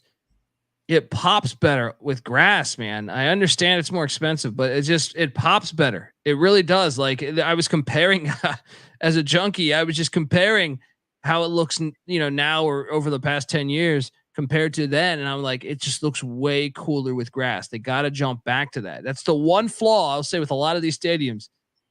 Go grass, man. Go grass. I think it helps the look. Lean all the way into that classic feel, right? Yeah. Yeah. Look at this, man. You got that. It looks like a cage there to the right. Yeah. So where you saw the guard standing, they put that cage there so you can't climb up. So, you could put your foot on there. I would not want to see what happened when you're greeted when you make the top of it. But yeah, that's another spot where obviously we'll call that about a 40% view. And, I got some fans to help me out with some photos, and you got the classic obstructed view look right there. Yeah. Right now, youtube.com /@ Stadium Heads SGPN. You can see some of these shots of Michael just in 2 different spots in the stadium, obstructed views. And it's always a fun conversation because I don't go there. I don't have a photographer. I don't have a tripod. And you just are trying to talk to the person next to you and say, would you help me with this photo? And I usually have them sit there, and then I take the photo behind them. And so you have a stranger, that you got to convince them to let you take their photo, and then you have them take your photo. And if they do it wrong, so to have them come out like this, it's worth the haggling with the people in the crowd. Yeah. Yeah. Great shots, man. All right. New member of the Big 10, the Big 18. It's tough when you stick to the number. It's like the Big 12 or 16 now. It's all crazy. But the Oregon Ducks here, I've never been to the stadium, but as a kid growing up, when Mike Bellotti got this program going, was right around when like I started getting into college football in the early 90s. And Oregon started popping up then. Sultan McCullough and stuff, and Tony Graziani, and he was getting it going.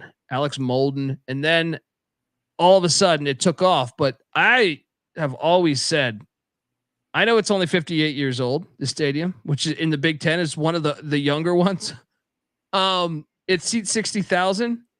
I will put this up from watching on TV.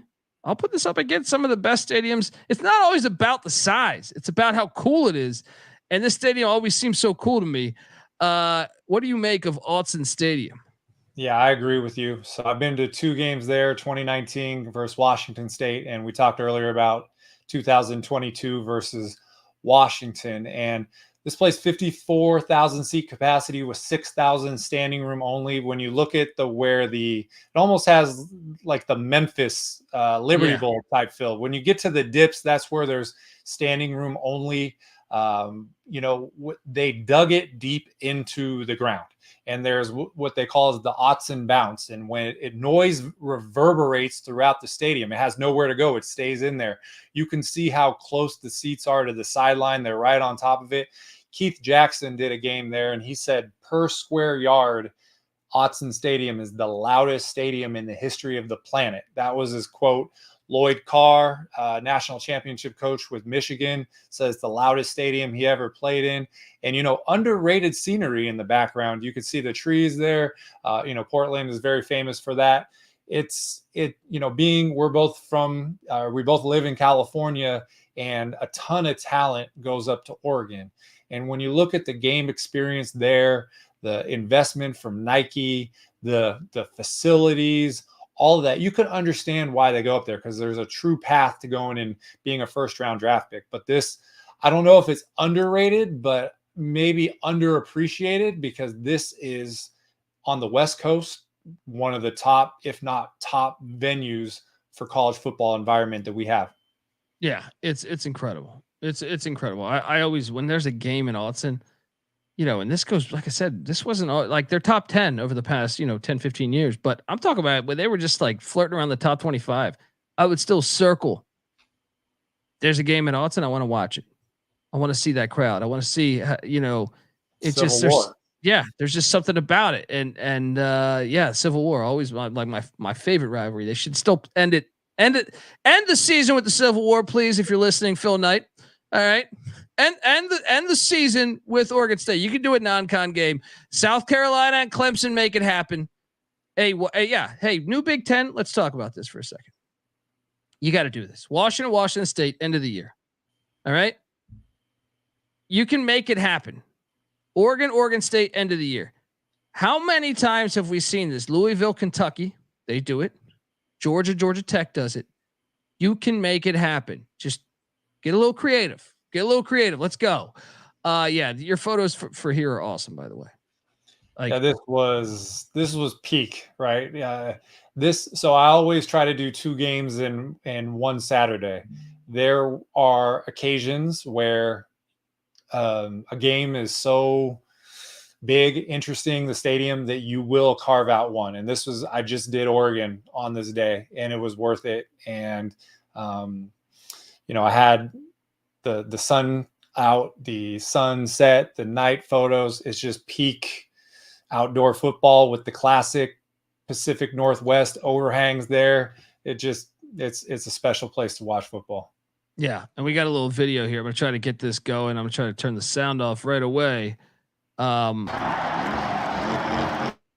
at this, man. You're at the game. Look at that with the band coming out and everything. It's just huge perfect. Video board. I mean, gigantic, and it's close enough to Seattle. You're going to get some brave Washington fans in there. So it's unfortunately there's no more Pac-12, but this is a great addition by the Big 12 or Big 10. Yeah. Yeah. It's flawless. It's to me. And your photos flawless as well here, man. Folks, you go into a game, you got to let Michael know at CFB Campus Tour. He might just be at that game you're going to. Yeah, let's and obstructed view. We have it here. We have it here in Eugene too, even in a stadium like that. But I think if you're going to do those dips like the Liberty Bowl, it's going to happen again, right? Yeah. So this one, I don't know if there's another photo, I'm not sure, but this one, they built this in zone outdoor suite, and it kind of looks like a little stage, and it jets out 8-10 rows and it blocks it out. And so what was funny about that one is I sat there for half an hour, and finally I got someone, and they said they didn't want to help me trash Autzen Stadium. And so a couple of minutes later, two guys come up with Washington jackets on, and I said, "Hey, you guys want to help me with a photo?" And they were all about it. But yeah, this is we got about 40% of the field you can see all the way down. So less than ideal. It is for sale. I confirmed it. There are people that sit there. But this is what you find in older stadiums, and we love it. Yeah, it's not a diss, you fucking people out there. It's not a diss. We just appreciate it. All right. It's not a diss. It's not a diss. It's there you go, right there. That made the shout out to Tyson Algier, I-5 corridor. He wrote an article about me in this, and the caption of the article was, "I call college football travel dating kryptonite." So it just leans into the isolated guy by himself right there. But it's just a cool little look, and you could see it's very well planned because they got camera guys on top of there. So this was not a mistake. This was done on purpose. Yeah, awesome. I mean, just a great venue though. Great. Look at this shot. Look at these shots. The Big Ten did add some heat. They added some heat, but look, this is why this conference moving forward, you can make the argument that it's the best stadium conference in America. Yep. Penn State, they added, I don't know, 35 years ago. They added Penn State. Penn State was independent back in the day with Joe Paterno. They added them, and it was a great addition then. It made sense geographically. It wasn't to me like the Rutgers and Maryland's ones that had you a little bit confused, but Penn State made sense to me. Beaver Stadium, State College, Pennsylvania, 64 years old. And look, and this is the one where you say it's somewhat, you're surprised at the number. Maybe you're saying 64 years old. Oregon's is 58, but Penn State's history and Oregon's history to true. I mean, I guess both, even though they're not as old, there's so many old stadiums in the Big Ten. I think it almost like makes you subliminally disrespect. Oh, it's only 64 years old. It's one of the younger ones. But the history is there. Like I said, whether it's Autzen with Dan Fouts or June Jones, who played there, tons of great players that played at Oregon. Penn State, obviously Franco Harris to, so many of those Todd Blackledge, who's an announcer now for college football, all the way to Kerry Collins, Kajana Carter and whatnot. And to me, a whiteout game. And I'll let you speak on this because I've never been for a whiteout. Here's a funny story. I was planning to go to Penn State. Me and my friends from childhood, we kind of target one game a year that we all meet up at. We were doing Penn State against Nebraska the week the Sandusky thing broke. Wow. So I backed away then because the hotel prices were insane. They were absolutely insane. So normally I buy my ticket first. I'm one of these people when I travel where I don't normally do. Like I do the hotel very last second. I like to get boots on the ground there and then say, "Oh, I want a hotel there," so that made me just say, well, damn, every news, company is going to be there. Let me back away. But whiteout is on my list for one of the best experiences, even though I've never experienced it. So tell me about your experiences to State College. So I'm fortunate enough to have been to two whiteouts, 2018 versus Ohio State and 2022 versus Minnesota. This is a photo from the exterior walking up in 2022. The 2018 game is the all-time record for a crowd, 110,889 people. Penn State was winning 27-14 going in the fourth quarter. Trace McSorley, Saquon Barkley, great team.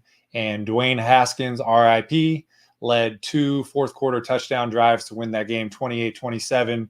KJ Hill caught the touchdown when he scored. He went shh to the crowd, and you never heard a record crowd of 111,000 people go so silent. These photos are from the 2022 Minnesota whiteout game. What I like about this photo is if you look in the end zone to the top right corner, it's the only spot of the stadium that's not white, and that's the Minnesota fans. And so before the game, I'm walking around, I'm trying to find my spots to take photos. And I talked with them, and they were all looking for friendly faces because they knew how, of 110,000 people, they're probably about 2% of the entire crowd. But, Penn State dominated and took care of it. So it wasn't really like a heated game for the fans to be participating in. But, they shoot off fireworks for this game. The whole crowd is white. They got the towels pumping. Every person is wearing white shirts. When you walk downtown, they got shirts for sale in all these different places in case you didn't have one there. It is a whole experience. And when you have 110,000 people descend on a small town in Pennsylvania, these are the kind of visuals that you get. Yeah. And folks, just to put it in perspective, if you are thinking, hey, this is one of the younger ones, this is still older than Lambeau Field, still older than the oldest stadium in the NFL. So, unbelievable that I got to get to a whiteout, man. Look at this stuff, man.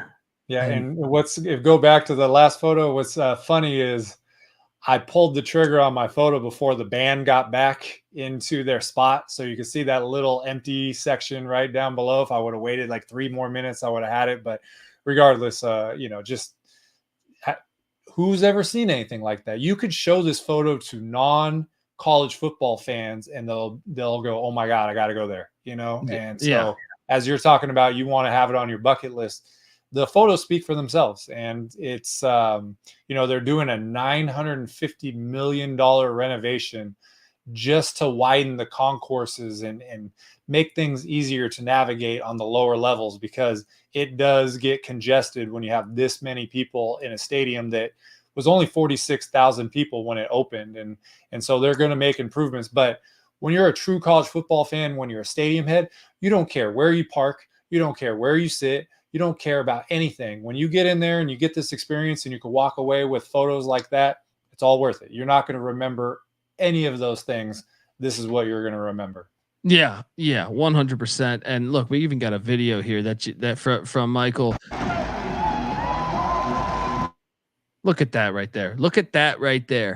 It's insanity. Like you're there and your chest is pumping and people around you are going crazy. Like, where are you going to see that? And this is on a college in Pennsylvania. It's remarkable. Yeah. Unbelievable. I got to get there. It's definitely, I would say, like pretty high on my list too. I know like I said, I haven't had a chance to go to as many as you, but man, this one is pretty damn high on my list. This one is, to me, this next one. Oh, actually, before I read this next one, I want to tell you folks out there that the Stadium Heads podcast is brought to you by NYRA. Yes, bet the second jewel of the Triple Crown with NYRA bets. Sign up today for a $200 deposit bonus with the promo code SGPN200. Join now to claim your $200 deposit bonus just in time for the Preakness at nyrabets.com/SGPN200. Get ready for nonstop action with Naira Bets evening promotions. Bet $50 each on Belmont at the Big A or at any track with first post at 6 p.m. Eastern on Friday for a $10 bonus, win or lose. Need more? Earn a $15 bonus, win or lose, when you bet at least $75 each at Belmont at the Big A and Monmouth Park. Visit nyrabets.com to opt in. And once again, make sure to get your bonus. All right, go to nyrabets.com/SGPN200. We're also brought to you by Underdog Fantasy. The NBA playoffs are here, and our sponsor, Underdog Fantasy, wants to make it a lot more interesting for you. Underdog Fantasy is the easiest place to play fantasy sports. Playing their pick'em game is as simple as selecting higher or lower on player stats like points, rebounds, assists, and much, much more. Make entries of all basketball, or you can mix and match across other, whatever sport is your cup of tea. You could load up on, Denver Nugget, then you bounce over. You can do a spring football, NHL, whatever. That's what's cool about it. Underdog's available in 30 different states, including California and Texas, and even the great country of Canada. So hop on over there. And when you do, use that promo code TCESGPN to claim your special pick plus first deposit offer up to $250 in bonus cash. UnderdogFantasy.com, promo code TCESGPN. All right, we are back on Stadium Heads, Big Ten edition. Once again, folks, if you didn't check out part one, this is 2 segments here on the podcast, unless you're watching on YouTube, and you should be able to watch this on YouTube. I actually think it helps the experience if you see it on YouTube, just because we're showing so many great shots and videos that Michael has taken over his years of traveling the country. So hop on over there, youtube.com /@ Stadium Heads SGPN. Hit that like, hit that subscribe button. But next we go to Ross-Ade Stadium there in West Lafayette, Indiana. I almost said Pennsylvania. Geez. 100-year-old stadium, seats 61,441. And once again, I can't harp the history here. The history here. Some of the greatest quarterbacks that you've ever seen, have a lot of them have played at Purdue, or if not, they've played against Purdue. You know what I mean? They've been to the stadium. So just the history here. Purdue's just deep in football history, whether it's Bob Greasy, right? Drew Brees, Rod Woodson, Chris Dishman. They got just a cool, and to me, this is one of the more unique stadiums. I think it looks super cool, man. I think if you want to talk, I know I mentioned underrated with Oregon, and you kind of disagreed with the saying, hey, it's great. It's rated properly. Purdue to me is kind of underrated. I really dig the look of this. What's your thoughts on the stadium? No stadium hit me harder last year than Ross-Ade. And I went to a game in 2019. They played Nebraska, and it was a day game, and that entire end zone didn't exist. It was the far with the scoreboard there. It was just these little canopies out there, and that's where they put the students there. They put a little bit to the left. There's additional students there. They're the Ross-Ade Brigade. They were cool to me. I appreciate the hospitality when I was there. But this was a Friday night game against Wisconsin, and these are the best photos of the entire year. Really having that perspective going there in 2019 and then coming back and seeing the stadium improvement. The light towers on the left are very unique. Kind of gives you that Texas feel at the top of that stadium.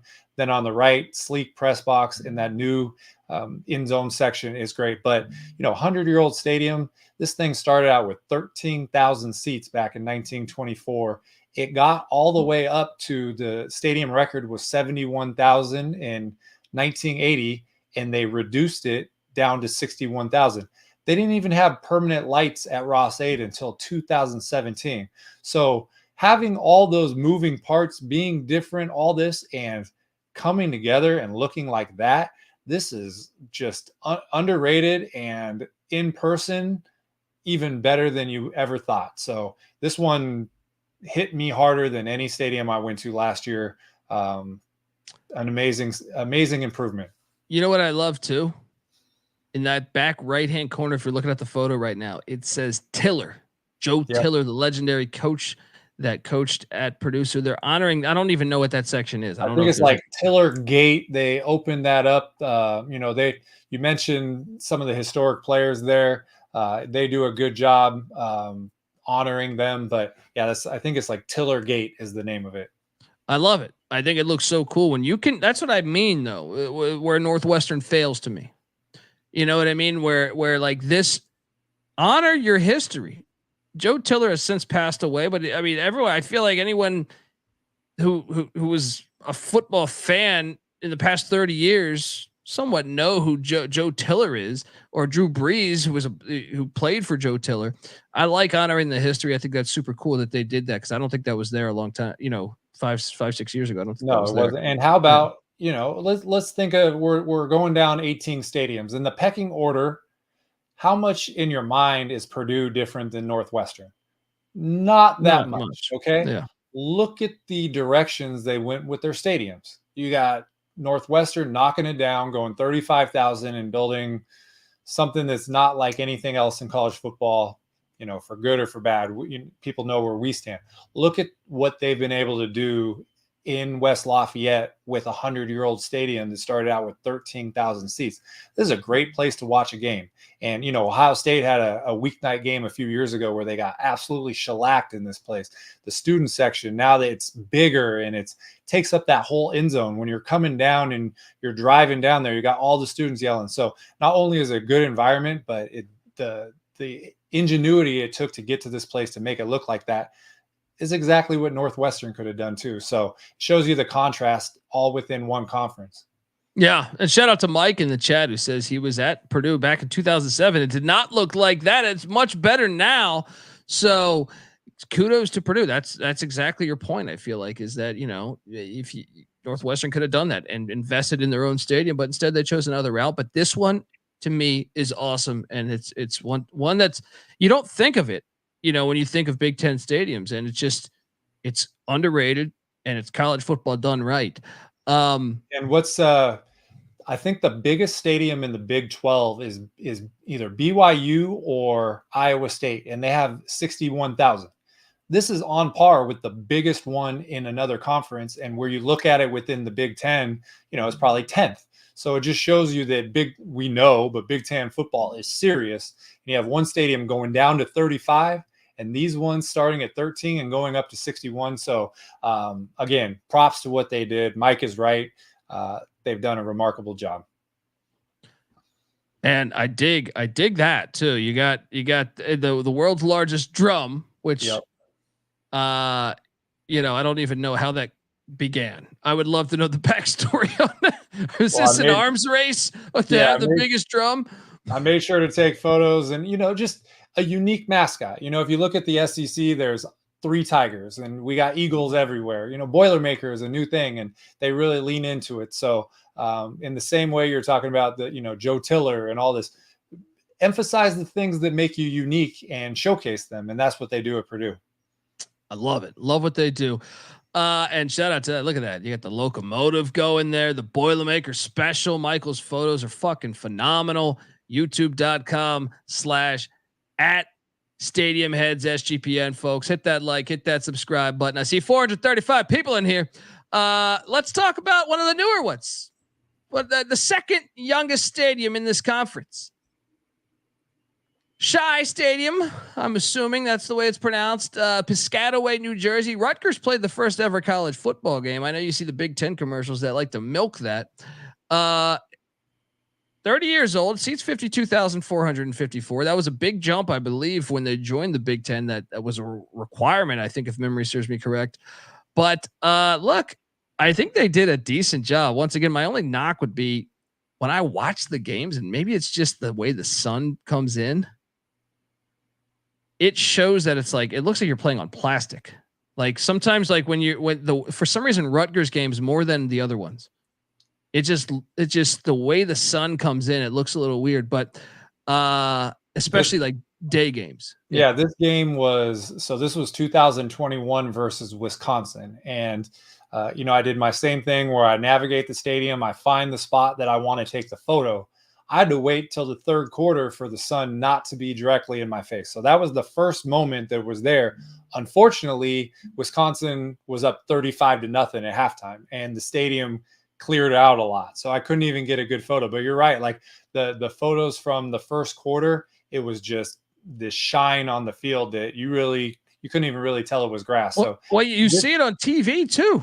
You see it like it's kind of like, in my opinion, it kind of hurts the product, in my opinion. Like you're just looking like, what the hell are they playing on top of? You know what I mean? I agree. And what's interesting about this place, it's the same site as old Rutgers Stadium. So they built it up there. It started with 42,000. You mentioned that one of the stipulations joining the Big Ten was to increase it. So they added 11,000 seats in 2009. So 52, again, we're talking about comparing, we're just bringing up the Big 12. If they were in the Big 12, they'd probably be 4th or 5th in capacity. It's, probably the smallest in the Big Ten, but there's room. You can see when you look at it, can a stadium be expanded? Well, right there, you're looking at the end zone. It's only one level. You could put seats around either side of that. You can do it. So it could happen. So, Rutgers, again, kind of like Minnesota, catches lightning in a bottle, has a couple big years. It could be expanded if necessary. Yeah. Yeah. I mean, it's still like a step up. I like what they're doing. I wish, I don't know the history. Like I know they played the first ever college football game. So I don't know that I haven't done a deep dive on what happened to their original stadiums that they played at, but do you know anything about that? Well, like I said, old Rutgers Stadium they did, but they played on different locations. The first game is 1869. And so when you start to go back down there, you're talking about like the old field in the quad, how far it goes back. But one thing about Rutgers is we know that in 2006, 2007, the Ray Rice, the Graciano, they were in the top 5. So if you could catch lightning in a bottle once, you can do it twice. And they've even made strides the last couple of years with Coach Schiano back. So hopefully they can keep it going. And, I enjoyed going there. I'm looking for another chance. There's a FCS school called Monmouth that is not too far away that I'd like to 2-for-1 with Rutgers if possible as well. Yeah. Yeah. It is going to be interesting to see over the years because, you mentioned Rutgers being so good while they were, that was in the Big East, and you always wonder about what, we've seen Nebraska struggle, with them joining the Big Ten. Now, I don't know if that was just the wrong hires.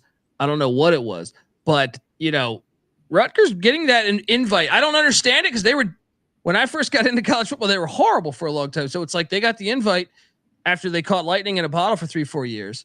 Now, they have the historical side of it of playing college football so long, but you're sitting there, and I know we're talking about a potential divide. They're talking about SEC and Big Ten leaving the rest behind. I can't help but think like, wait, how did Rutgers and Maryland get tickets to this party? But, whatever, BYU, whoever, Utah, whoever, I'm forgetting a bunch more, they're not getting, North Carolina's not getting the invite, but Rutgers is, does it make any sense to you? I mean, the sense is they went after markets. So you're going after the New Jersey, New York area, and you're going after the DMV. You look at the expansion, the contrast with the American Conference and with the Sun Belt. The Sun Belt has gone after some established, the Marshalls, the Southern Miss, the Old Dominion, the JMU. None of them are in big cities, but they have established football programs. You look at the contrast of what the American did. They went for Charlotte, and they went for there's a couple others where they're just going into big cities and grabbing people. So I think that, you mentioned when they got Penn State and it was a little bit out of the footprint, but it made sense. I think they tried to go into big markets and it hasn't hit like it did in the past. Yeah. And by the way, if you're watching on YouTube right now, that's the photo I'm talking about, but you only get that, or that's the thing I'm talking about in this photo where the sun is shining on it. And, for some reason, I feel like they play a lot of noon kicks. And it just looks weird on TV more so than any other stadium that a lot of stadiums do the fake turf thing, but it just looks weird. I don't know what it is, but that's something, if I were in charge, I would look at fixing or playing later or something. But nice photo here. And then you got the old statue there. I take it that's outside the stadium. Yeah, that commemorates the first game ever. So, we don't want them to go all the way back to 1869. But we do like some of the old classic, the field. But, you could see the bubble back there. This was right before kickoff. A little, what's the mirrored side. So both sides of the stadium looks exactly the same. So no matter where you take the photo, it's going to look like that. But cool view from the top of the stadium. Very cool view. Mike in the chat says, what do you guys think of field turf? I'm not a fan. And he also asked if we like indoor football. I think I'm not a fan if you listen to us over the years. We prefer football, as true as you can get it, in my opinion. I think Michael will co-sign that. Well, what's cool about college football, I think in the NFL, there's 11 dome stadiums. We got Chicago, Tennessee, Cleveland, maybe Kansas City. It's about to be half the league. In FBS, we have one on-campus dome stadium. That's the Carrier Dome, built in 1980. We have a couple, UTSA is playing the Alamo Dome. We got UNLV playing in the Legion. But you're talking about less than 5% in the FBS. And then the FCS, there's 128 programs, and there's only 7 domes there. So 7 plus 1, we're talking about 8 on-campus domes out of 261 Division I teams. So even if there's, Northwestern is changing, they're not putting on a dome. So we don't have the same issue there. But yeah, football is meant to be played outside. There are exceptions, iconic places like the Kibbe Dome and Walk Up Sky Dome. There are things that are cool about that, but ideally everyone is playing football like it was intended, outside in the elements, on grass. Yeah, that's the way football is supposed to be played. Amen. Great photos, by the way. Now let's talk about, look, I've been kicked out of this stadium. But that's just because I was maybe a little bit too intoxicated, but I think there's a thing called rooting for UCLA too hard. They're not used to a rowdy fan. LSU was playing at UCLA, and yes, I tailgated for some hours, so I definitely was intoxicated. But I was like, as someone that went to ECU, this was like a normal thing. Like, I remember I wasn't blackout drunk, right? I remember I remember everything about the game. But I was rowdy because there were a bunch of LSU fans, and I've been saying UCLA needs to people don't realize that the SEC really does struggle in the Pacific time zone. I brought this up on the College Football Experience podcast all the time, but you got to represent. You're out here. I wanted them to beat, and they did beat LSU. But the security did not like. I was chanting very obnoxiously, and they removed me from the stadium. But it wasn't a struggle. I gladly left. And I watched the game outside in a tailgate, but this stadium, it was fantastic. But I've been to the stadium a bunch of times, and I love this stadium. And it doesn't get much better than this. Rose Bowl, Pasadena, California, 102 years old, seats 92,542. I know that they put the tarps up. I know I went to a Jay-Z concert here. They ran out of vodka. That's not on them. All right. But this place is like, come on, man. I mean, look at these photos. This is just the outside of it. I don't think it gets better. Look, I'm going to reveal my hand. I just don't think it gets better. Well, what are you going to, it's one of a kind, and it's done everything. It's hosted Super Bowls. It's hosted 4 BCS national championships. One of the first memories of any football game I ever watched was Super Bowl 21, Broncos and Giants. There was over 100,000 people. And when you got the kickoffs at 3:30, the sun's out. And then, right after halftime, it's starting to get sun go down, and you got the San Gabriel Mountains in the background. And then it ends at night. It's almost like this movie theater showcase. And, a couple of years ago, that Georgia-Oklahoma playoff game, that was one of the most memorable. And it's, Keith Jackson is got a statue there.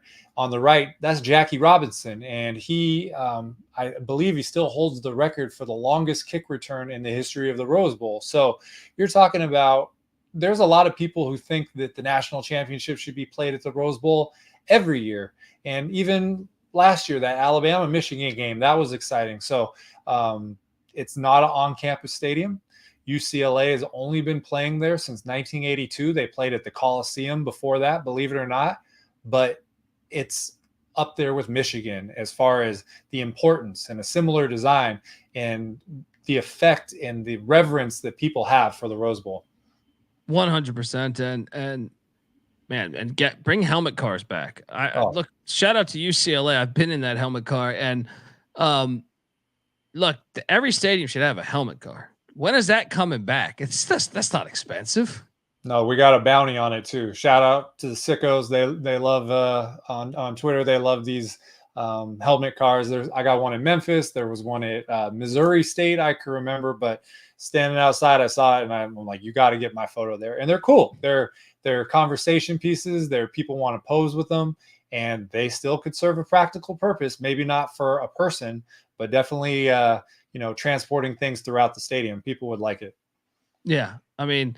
And then we get to and your photos are from the Rose Bowl. I don't know what is this right here. So this is the Court of Champions, and what's really cool is there is a stone, whatever the material is, plaque engraved of every Rose Bowl, and you can't really tell, but it goes back to the first Rose Bowl.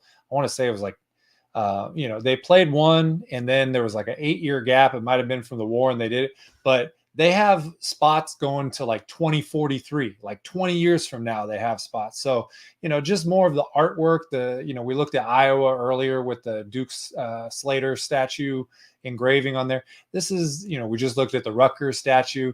This is what you want when you go to a stadium. You don't have to know in your mind or have the fact that this is a historic stadium. All you got to do is walk around and look. Yeah. It's a feel you get, like, and I think I know I sound like a broken record, but it's like, you think about the history of how many people have came in here. And I think, it's, and just the beauty of it mixed with both. And then look at this from the actual Rose Bowl, not a UCLA home game, the Rose Bowl. They don't have the tarps. They don't have the UCLA tarps. I mean, this is incredible. I mean, and this isn't even that sunny. This was like a rather kind of cloudy Rose Bowl game. I know that Georgia game you were talking about, the Georgia-Oklahoma overtime game, that was like in the most perfect sun. This is still an awesome photo on a cloudy day. And then you have this right here. What is this from? So this was a all-star game, and there were no fans allowed. This was post-COVID, but I got a credential and I drove down from Northern California 5 hours, and I got to walk around the Rose Bowl by myself for 3 hours. And it was, it's the best photo I've taken of the mountains. It's just minus 90,000 people. So I want to be able to get, and no tarps, small tarps, but that is the peak aesthetics. Like if there was a full crowd, you would put that on your wall, framed photo. So yeah, that was an all-star game after the season. Yeah. It's great. It's great. And I like the old school clock they got going. Come on, man. This is college football. This is why the stadium's awesome. And speaking of awesome stadiums, I don't know where you're at with this one.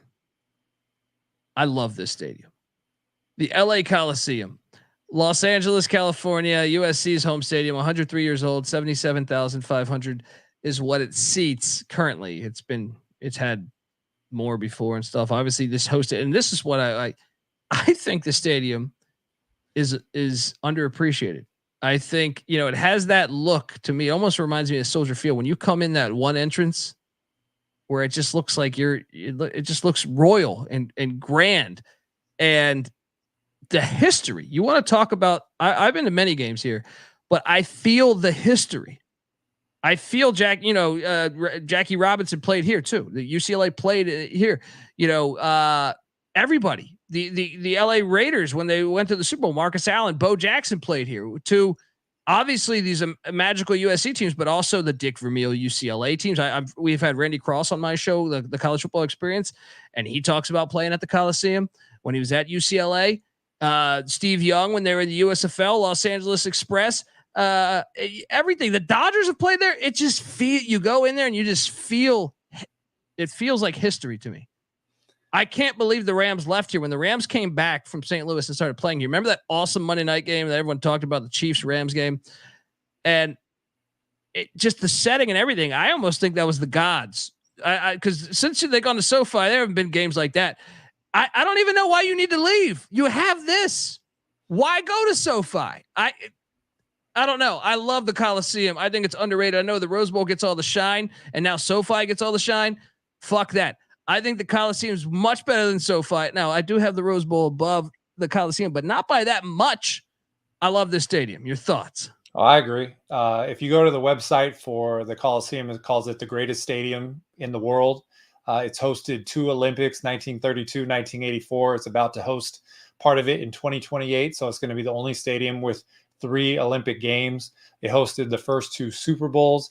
The 1962 World Series was played there, down the left field line. We're talking like 265 just because it wasn't perfect dimensions for football. They recently did a NASCAR race there. It's you mentioned UCLA, or earlier I mentioned UCLA played there until 1982. I think once they reinstated Reggie Bush's Heisman, they have the most Heisman Trophy players that are winners that ever played there.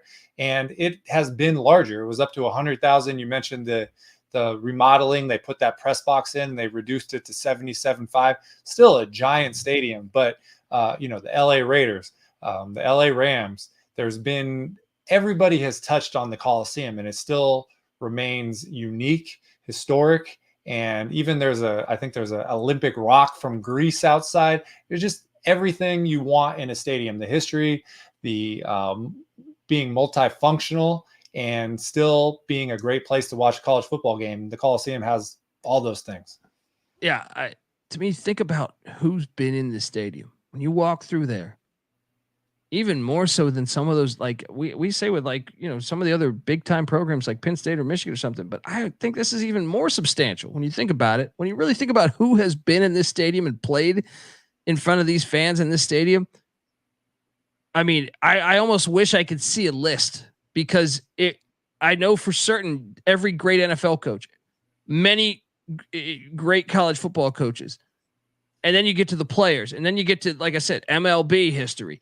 You got everything that's been here. It's just a unique stadium, and it looks.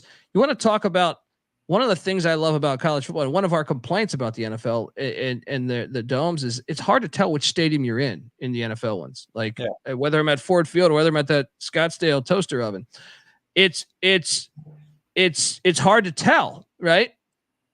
Here, that stadium. You show me a photo, that beginning intro, you know where you're at. It's so unique.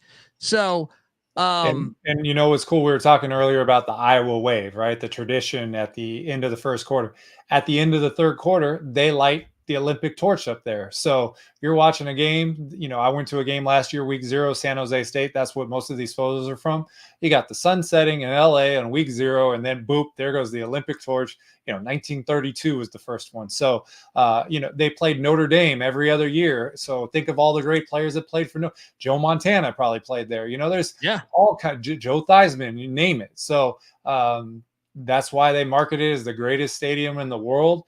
It's you got to check it out. And one of my travel goals as a traveler, LA traffic is relentless, but I'm thinking maybe with this Big Ten schedule, maybe there's going to be a time where USC is on early and UCLA is on late. Maybe you can navigate that traffic and be able to catch both games. But I went there week 0 last year and had a phenomenal experience. Yeah. I mean, it's just so unique to me. It's one of the, I think it's criminally underrated as far as, and just like I said, I almost want to do like a deep dive on it and see, because I feel like like I said, whether it's Belichick, whether it's John Madden, anybody has been, like anyone that's been in the history of football for the most part, I would bet 90% of them have been to the stadium or played in the stadium or coached in the stadium. So I don't know. It's just, it's to me, it's, and your photos are fantastic here. And look, there's the Olympic torch. And they do have a shot that might be hard to see much of the game. I know Mike's in there saying he's never been to the stadium. He wants to go. Well, hopefully you don't get that seat, but we still love it. Because you don't even get you're basically catching the band in this spot. Like you're getting a 1 yard run potentially. Yeah, this was week 0. And I tell people that this photo changed the trajectory of my Twitter account. And I entered last season something like 13,000 followers, and I'm up to almost, like 38, 39 now.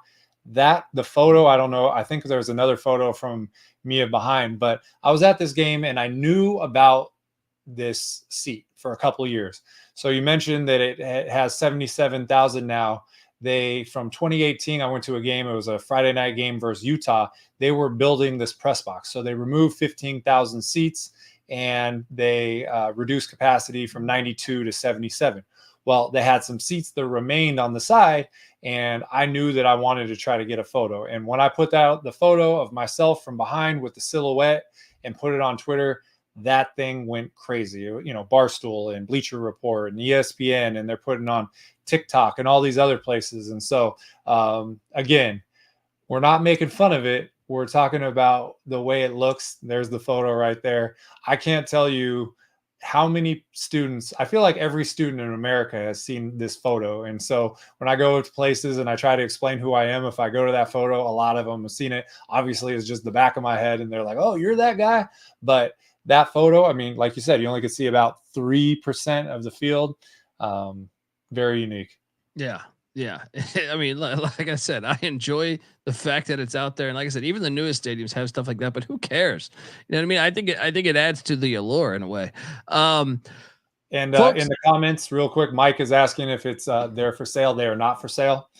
So, we do try to preface things on the tweets, whether they are or not. But my opinion, if you can sit in it and you can take a photo of it, you could put it on social media. Put your disclaimers in there, but it's an obstructed view seat in the LA Coliseum.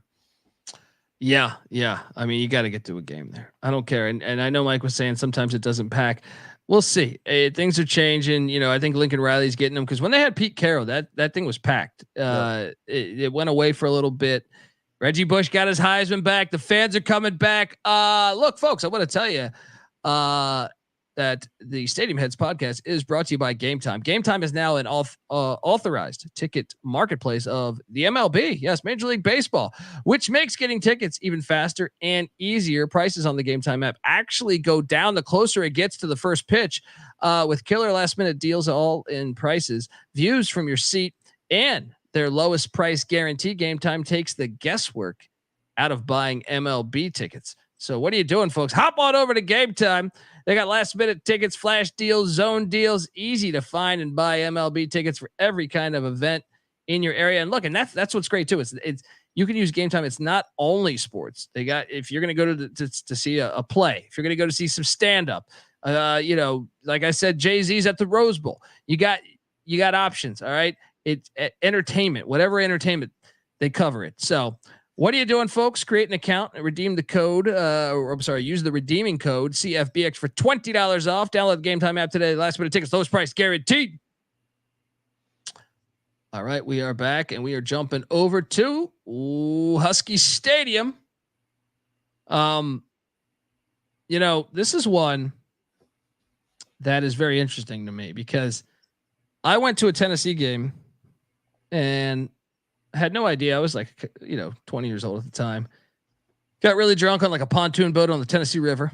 And I was convinced that was the only place you could take a boat to the game. And I should have known this information because I watched Washington football for over a decade prior to that experience, but I just never knew. And then they have this thing called sailgating. Husky Stadium, by the way, 104 years old. And yes, Jackie Robinson did play. I actually checked that. He did play at this stadium as well. This stadium's got a rich history, and obviously Washington football, better than I think people realize. You go back to the 90s, they had some amazing teams, 80s, amazing teams, 70s, some good teams, Warren Moon and stuff. I love this stadium, man. And I've never been, but I can tell you this, I'm going to be sailgating sometime soon because I got to do this, man. What shots or what game is this from? So this is from 2021. It was an interesting time because they lost to Arizona State in this game. Their coach was Jimmy Ray. Earlier in the year, he had lost to Montana, an FCS game. And after this game, they fired him. And so I've put this photo out a lot. I timed it where they scored a touchdown. They shot off fireworks. Like, this was a lot of effort to getting this photo. But I can't post it on Twitter without people saying I'm trolling because the crowd is not filled all the way up. So it's unfortunate because, if I go to a Maction game on a Wednesday, I'm not getting people say, hey, where's the full crowd? But this, they essentially rebuilt the stadium in 2013 and really it had a track around it. They got rid of that. So, the OG stadium way back when was only 30,000 seats. By the time the old one was done at the end, it had 72. So the new one was comparable there. But, they call it the greatest setting. It's got views of obviously Lake Washington right there. Mount Rainier you can see on a clear day. And, if you want to be just a trendy Seattle person, they sell Starbucks in the stadium. You can go to the top. This game, it was raining. You can see everybody with ponchos. You go to the top, you get under the cover, you drink your Starbucks. You look out to the right, you see Lake Washington. I mean, talk about peak leaning into the Seattle vibe. You really got that there at Husky Stadium. Yeah, and a dense history. And to me, and like the Saudi, I love this shot here because it looks like police have a yellow tape, like there's a fucking murder going on. But there's an investigation. Yeah, like go into the stadium, don't pay attention here. Yeah. But any place, look, I'm pro anywhere you can take a boat to the game, and then the fact that history is so rich. Like I said, part of the original Pac-10, Pac-8. Just their football history is legit. I know, like you said, this game maybe Jimmy Lake's era was terrible, and for whatever reasons they didn't show up. But obviously ever since then they've done great. I love it. Another thing about this, in 1992 they had the loudest crowd registered at a college football stadium ever. Against Nebraska, 133.6 decibels. And we're talking an outdoor stadium. So, they talk about the 12th man in Seattle for the Seahawks. This is the loudest one ever. So intimidating place to play.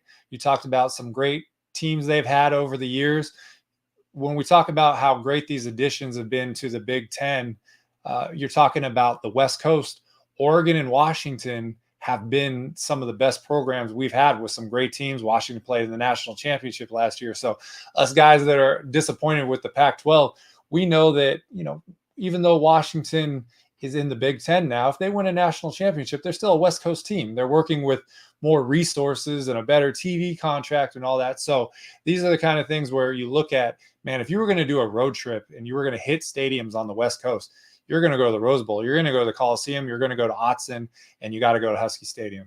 Yeah, it just looks so cool, man. And then just the history there. There it is, Warren Moon right there. Moon right there, and they got all these. And I love the Sonny Six Killer. Right? Could you have a better name for a quarterback?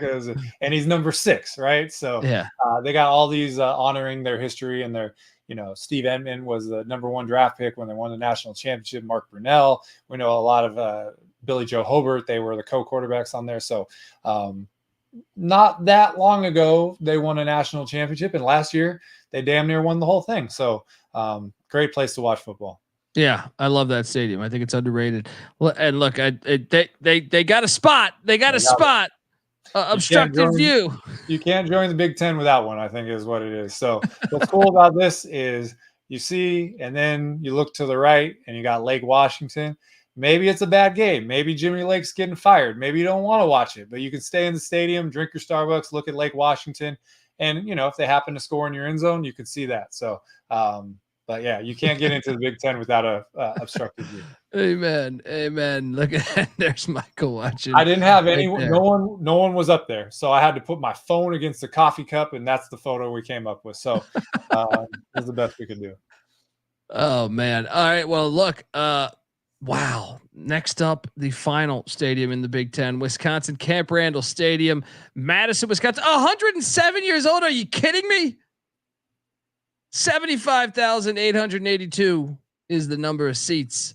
And I was actually, when I was doing this exercise, I was a bit perplexed. I didn't realize it was that old.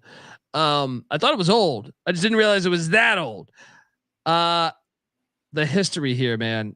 Once again, when you're 100 years old, I just imagine who could have been in the stadium. Obviously, I know Barry Alvarez was the real guy to put this on the map, but hey, they've been a great football program over the past 30 years.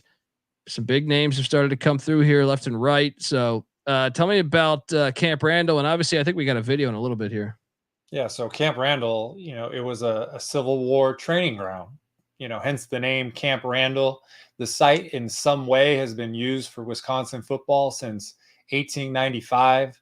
The original first Camp Randall, the capacity was 11,900 seats. It's the oldest Big Ten stadium. Now it's 80,000. So you can just imagine how many different inclinations of the stadium there's been. That press box is really cool and huge and wraps around like half of the stadium. I will tell you, so this game, we talked about the last game at Ryan Field. That day, part of the reason I went was I went to a day game at Northwestern, and then this was the night game Nebraska at Wisconsin. And so the empty spot on the left was, the students were out on break. Wisconsin wasn't 10-1, so there wasn't as many people that showed up. But what I will tell you is I discovered how much, I don't want to say discovered, people really love the stadium. And, you may think, we've gone, this is our 18th stadium. Some people would slot it, in the middle. There is a lot of people who think Camp Randall is top 3, top 5 in the Big Ten. And when you go there and, you're talking about the history, there's a photo that I have that we're going to put up is the concrete, the arch out there that's back from, predating the stadium. It's just everything about it. You got an obstructed view seat that, again, is pretty common with these old stadiums. I think you cut out a little bit there. But yeah, I don't know what happened to that photo, but I had it in there. I don't know what happened though. Yeah, no I will get it up on the next episode, but either way, Camp Randall is a classic stadium. And yeah, so I was shocked to learn that was the oldest stadium in the Big Ten. And to me, it's made my bucket list just off of that. Now, they have a routine that is pretty famous now with House of Pain and Jump Around. Shout out to Danny Boy, who I've actually met a few times.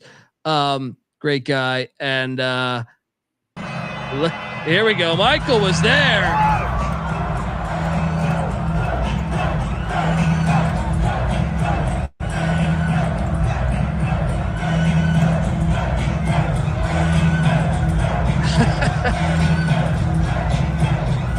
How did it feel to get out there and jump around with what is it? What 80,000? What was that number again?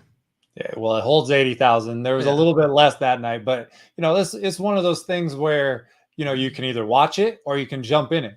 I mentioned earlier that I've rushed the field. I want to either Fort Singer. I got to check my notes on my phone, but you want to be in it. If you're a college football fan, that's part of the experience. And so, it's at the start of the fourth quarter. It's very hard to get in the student section. I will tell you that. Like I played dumb that I was going through the wrong arch, and they played defense for a while, but towards getting towards the end of the third quarter, I found my way over there. But that's what you want to do. So there's other traditions, Enter Sandman at Virginia Tech. That place is goosebumps. Other ones that you want to be a part of. And so Jump Around is been around forever. And that they probably think about a couple things in Wisconsin. You think about how old Camp Randall is, and you think about Jump Around. So bucket list to be able to do that. Always turn the phone at me at the very end to prove that it was me and not just, some video. I didn't participate on it. I only filmed it. I actually participated in it as well. Yeah. I mean, Michael Barker, College Football Campus Tour at CFB Campus Tour on Twitter, the most interesting man in college football, in my opinion. I like that. Yeah, we got to run with that. But let's talk. We just went through 18 schools. I know it's ridiculous to have 18 teams in a conference, but at the same time, it was hard. We both did this exercise over the week to do our top 5, or not in. I ranked them, but just 5 stadiums, the best 5 stadiums you think in the Big Ten. And I'm going to let you go first because I had a really hard time with the fucking exercise. I thought it'd be a lot easier. And then I was like, I dude, my notepad over here, I've scratched out stuff like 20 times. So how about this? I will throw out one and then you tell me if that's on your list. There we go. We'll go until we don't have one that matches. Okay. So I will throw out in my top 5. I'm just going to say my 5 favorites, not in any particular order. Ohio Stadium is on my top 5. It is in mine. There we go. In mine. That one I think registered. If I'm going to cut to the graphic in a second, but I believe it was number 2 for me. Okay. All right. So another one would be the Rose Bowl. Ding, ding, ding. That is my number 1. That is my number 1. But I think people might be surprised. I think, and like I said, if you ask me this in a week, I don't know if I would change something because, you think about these things and things change or the field changes, but yes, you have my 1 and 2 so far. Okay. All right. So I'm just going to go with another low hanging fruit that I think, and I'm going to say Michigan did not make it. Ooh, did not make it. And all right. you know, it was originally on mine. That's the one that got scratched out. So maybe it's because they won the national championship. I don't know. But I thought in my head, I was like, wait a second. You know, it's got this many people, and I've heard it's not that loud. I haven't been. So to be fair. But I originally had it pegged at number 4. I scratched it off because I was like, I'm going to slide in an underrated stadium that I thought it was underrated. So anyway. And that's how it works. I mean, you know, there's something about, I don't want to call it recency bias, but I talked about how I went to Ohio State last year, and it just hit me there. It's like, this place is amazing and epic. So sometimes it'll be 2 or 3 years and you go back. Sun Bowl in El Paso, I always talk about that being my favorite stadium. I hadn't been there from 2017 to 2022, and I walked in, I was like, okay, reminder of how much I love that place. So sometime you need it. All right, so how about you throw out one of your final 2 and see if it matches me? I'm going. Well, the Coliseum. I love the Coliseum. I think it's a top 5 stadium in the Big Ten. You? It's not on my list. See, there we go. Okay. That's what we're doing. Autzen. I would put the Coliseum at number 6. And again, I don't want to rank them, but like, my criteria is always, if you told me I can go to one place on Saturday, where would I want to go the most? And it sometimes it's the atmosphere. Sometimes that's a part of it too. So that's a good point, because that makes I like, when I think about that, I'd probably choose Michigan over USC. Well, but then I just thought, like, the history of the Coliseum I find a little more appealing than I do the history of Michigan's. And that's why, you know, I did a voting contest on Twitter, best FCS stadium, and people are like, what's best mean? And I'm like, whatever you think best means, that's what it means. So to me, best is, I'm going to the airport, I got a ticket, I got a flight, I got a rental car, and, you know, there's 12 gates. Where am I going? And I'm going to name my top 5. So I heard you say Autzen. Autzen is in my top 5. I think that place, going there 2 years in a row, there you go, you got your 5. So we match on Rose Bowl, Ohio Stadium, and I have Husky Stadium in my top 5 as well. So yours is there. So my 5 is Michigan, Ohio State, Oregon, Washington, and UCLA. That's my top 5. I love it. I mean, look, honestly, the exercise, when you add in those 4 Pac-12 schools, it makes it so much harder. I feel like if you had asked me this a year ago, I really had it figured out. You know what I mean? But this makes it a lot harder. Shout out to Mike in the chat who's saying, hey, if you guys come to Columbus, he's got you. Mike, give us a follow, man. Let us know. All right. We'll be in Columbus. All right. Yeah, I went there last year for the Michigan State game, and it was awesome. And if you could do, you know, there's a lot of schools in close proximity to do a 2-for-1 if you do, you know, a noon game and a 7 game. So, man, like I said, just put it in my top 5 right there. So, and that's part of the reason we did this episode at all, is because the dynamics, not just of the existing Big Ten stadiums, but the incoming, it really, you know, SEC has great stadiums, but they're all in the South, you know, and now we have a Texas and we have Oklahoma, but the Big Ten has such a big footprint now. It's got the 4 best stadiums on the West Coast. It's got Penn State up in the Northeast. And then you got, you know, the Michigans, Ohio States there. It's the most diverse and murderer's row conference in America. And that's why we started out our first dissecting stadiums episode with the Big Ten. Yeah. And I had so many, I'm telling you, if you looked at my sheet, I had Autzen at 3, I had Michigan at 4, I had Beaver out originally, I had Coliseum out. So the only thing I had that stayed was Rose Bowl and Ohio Stadium throughout the entire thing. Those are the only ones that I was like, they're in. And you could make an argument that Michigan deserves to be in there, or, you know, or whoever, you know, I like I said, maybe Wisconsin, maybe Purdue. I don't know. We had a blast doing this though. And this is just the beginning of us. This is our 2nd episode, guys. So we're going through it all. And obviously as you know, we're going to go through the SEC next. And then moving forward, you know, when the season tips, Michael's travel schedule is pretty epic. So we're going to go through all of that stuff on the Stadium Heads podcast. So make sure you subscribe to this thing. I see 455 people in here. So hit that like, hit that subscribe, and subscribe to this thing wherever podcasts can be found. You can obviously watch it youtube.com/@StadiumHeadsSGPN. Tell us where you think, maybe you think I'm an idiot. Maybe you say, hey, SHI Stadium or Byrd Stadium deserves to be at the top of that list.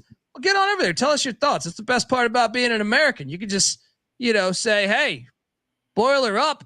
Get this Rose Bowl nonsense out of here. Ross-Ade is the real spot. And look, no one's saying you're wrong. All right. Except me. All right. We'll argue a little bit on the internet. So get on over there. Check us out. And look, I'm on Twitter at @TheColbyD. Michael, the most interesting man in college football, is on Twitter at CFB Campus Tour. Give him a follow. Give me a follow, and buckle up next week. SEC 2.5 hours. Hope you were rocking with us. Until next time, folks, this is the Stadium Heads podcast, and you better start thinking about yours. And we out of here.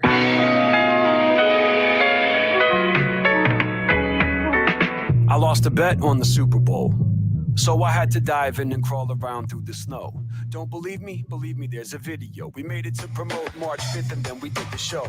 Before March, there was a winter to be lived through, and snow fell on the DC metropolis. In some other cities, this wouldn't be big news, but where I live, it felt like an apocalypse. Not the kind where zombies are the wrath of God, but the kind where Mother Nature doesn't laugh it off. I didn't laugh at all. I saw the sky smoking the blunt, now waiting for the ash to fall.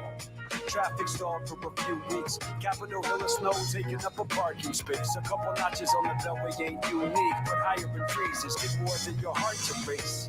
I mean, the rats were frostbitten, they lost it, risking their lives just to make it to the office. Exhausting, caustic, cold front rose up through the mid-Atlantic and did its damage. Detective Bailey didn't expect a camera and brought a gun to a snowball fight. I know my rights in the seasonal mood swing. Some of us winning, some of us losing. That broken clock's been blinking since winter. I hope it's not telling me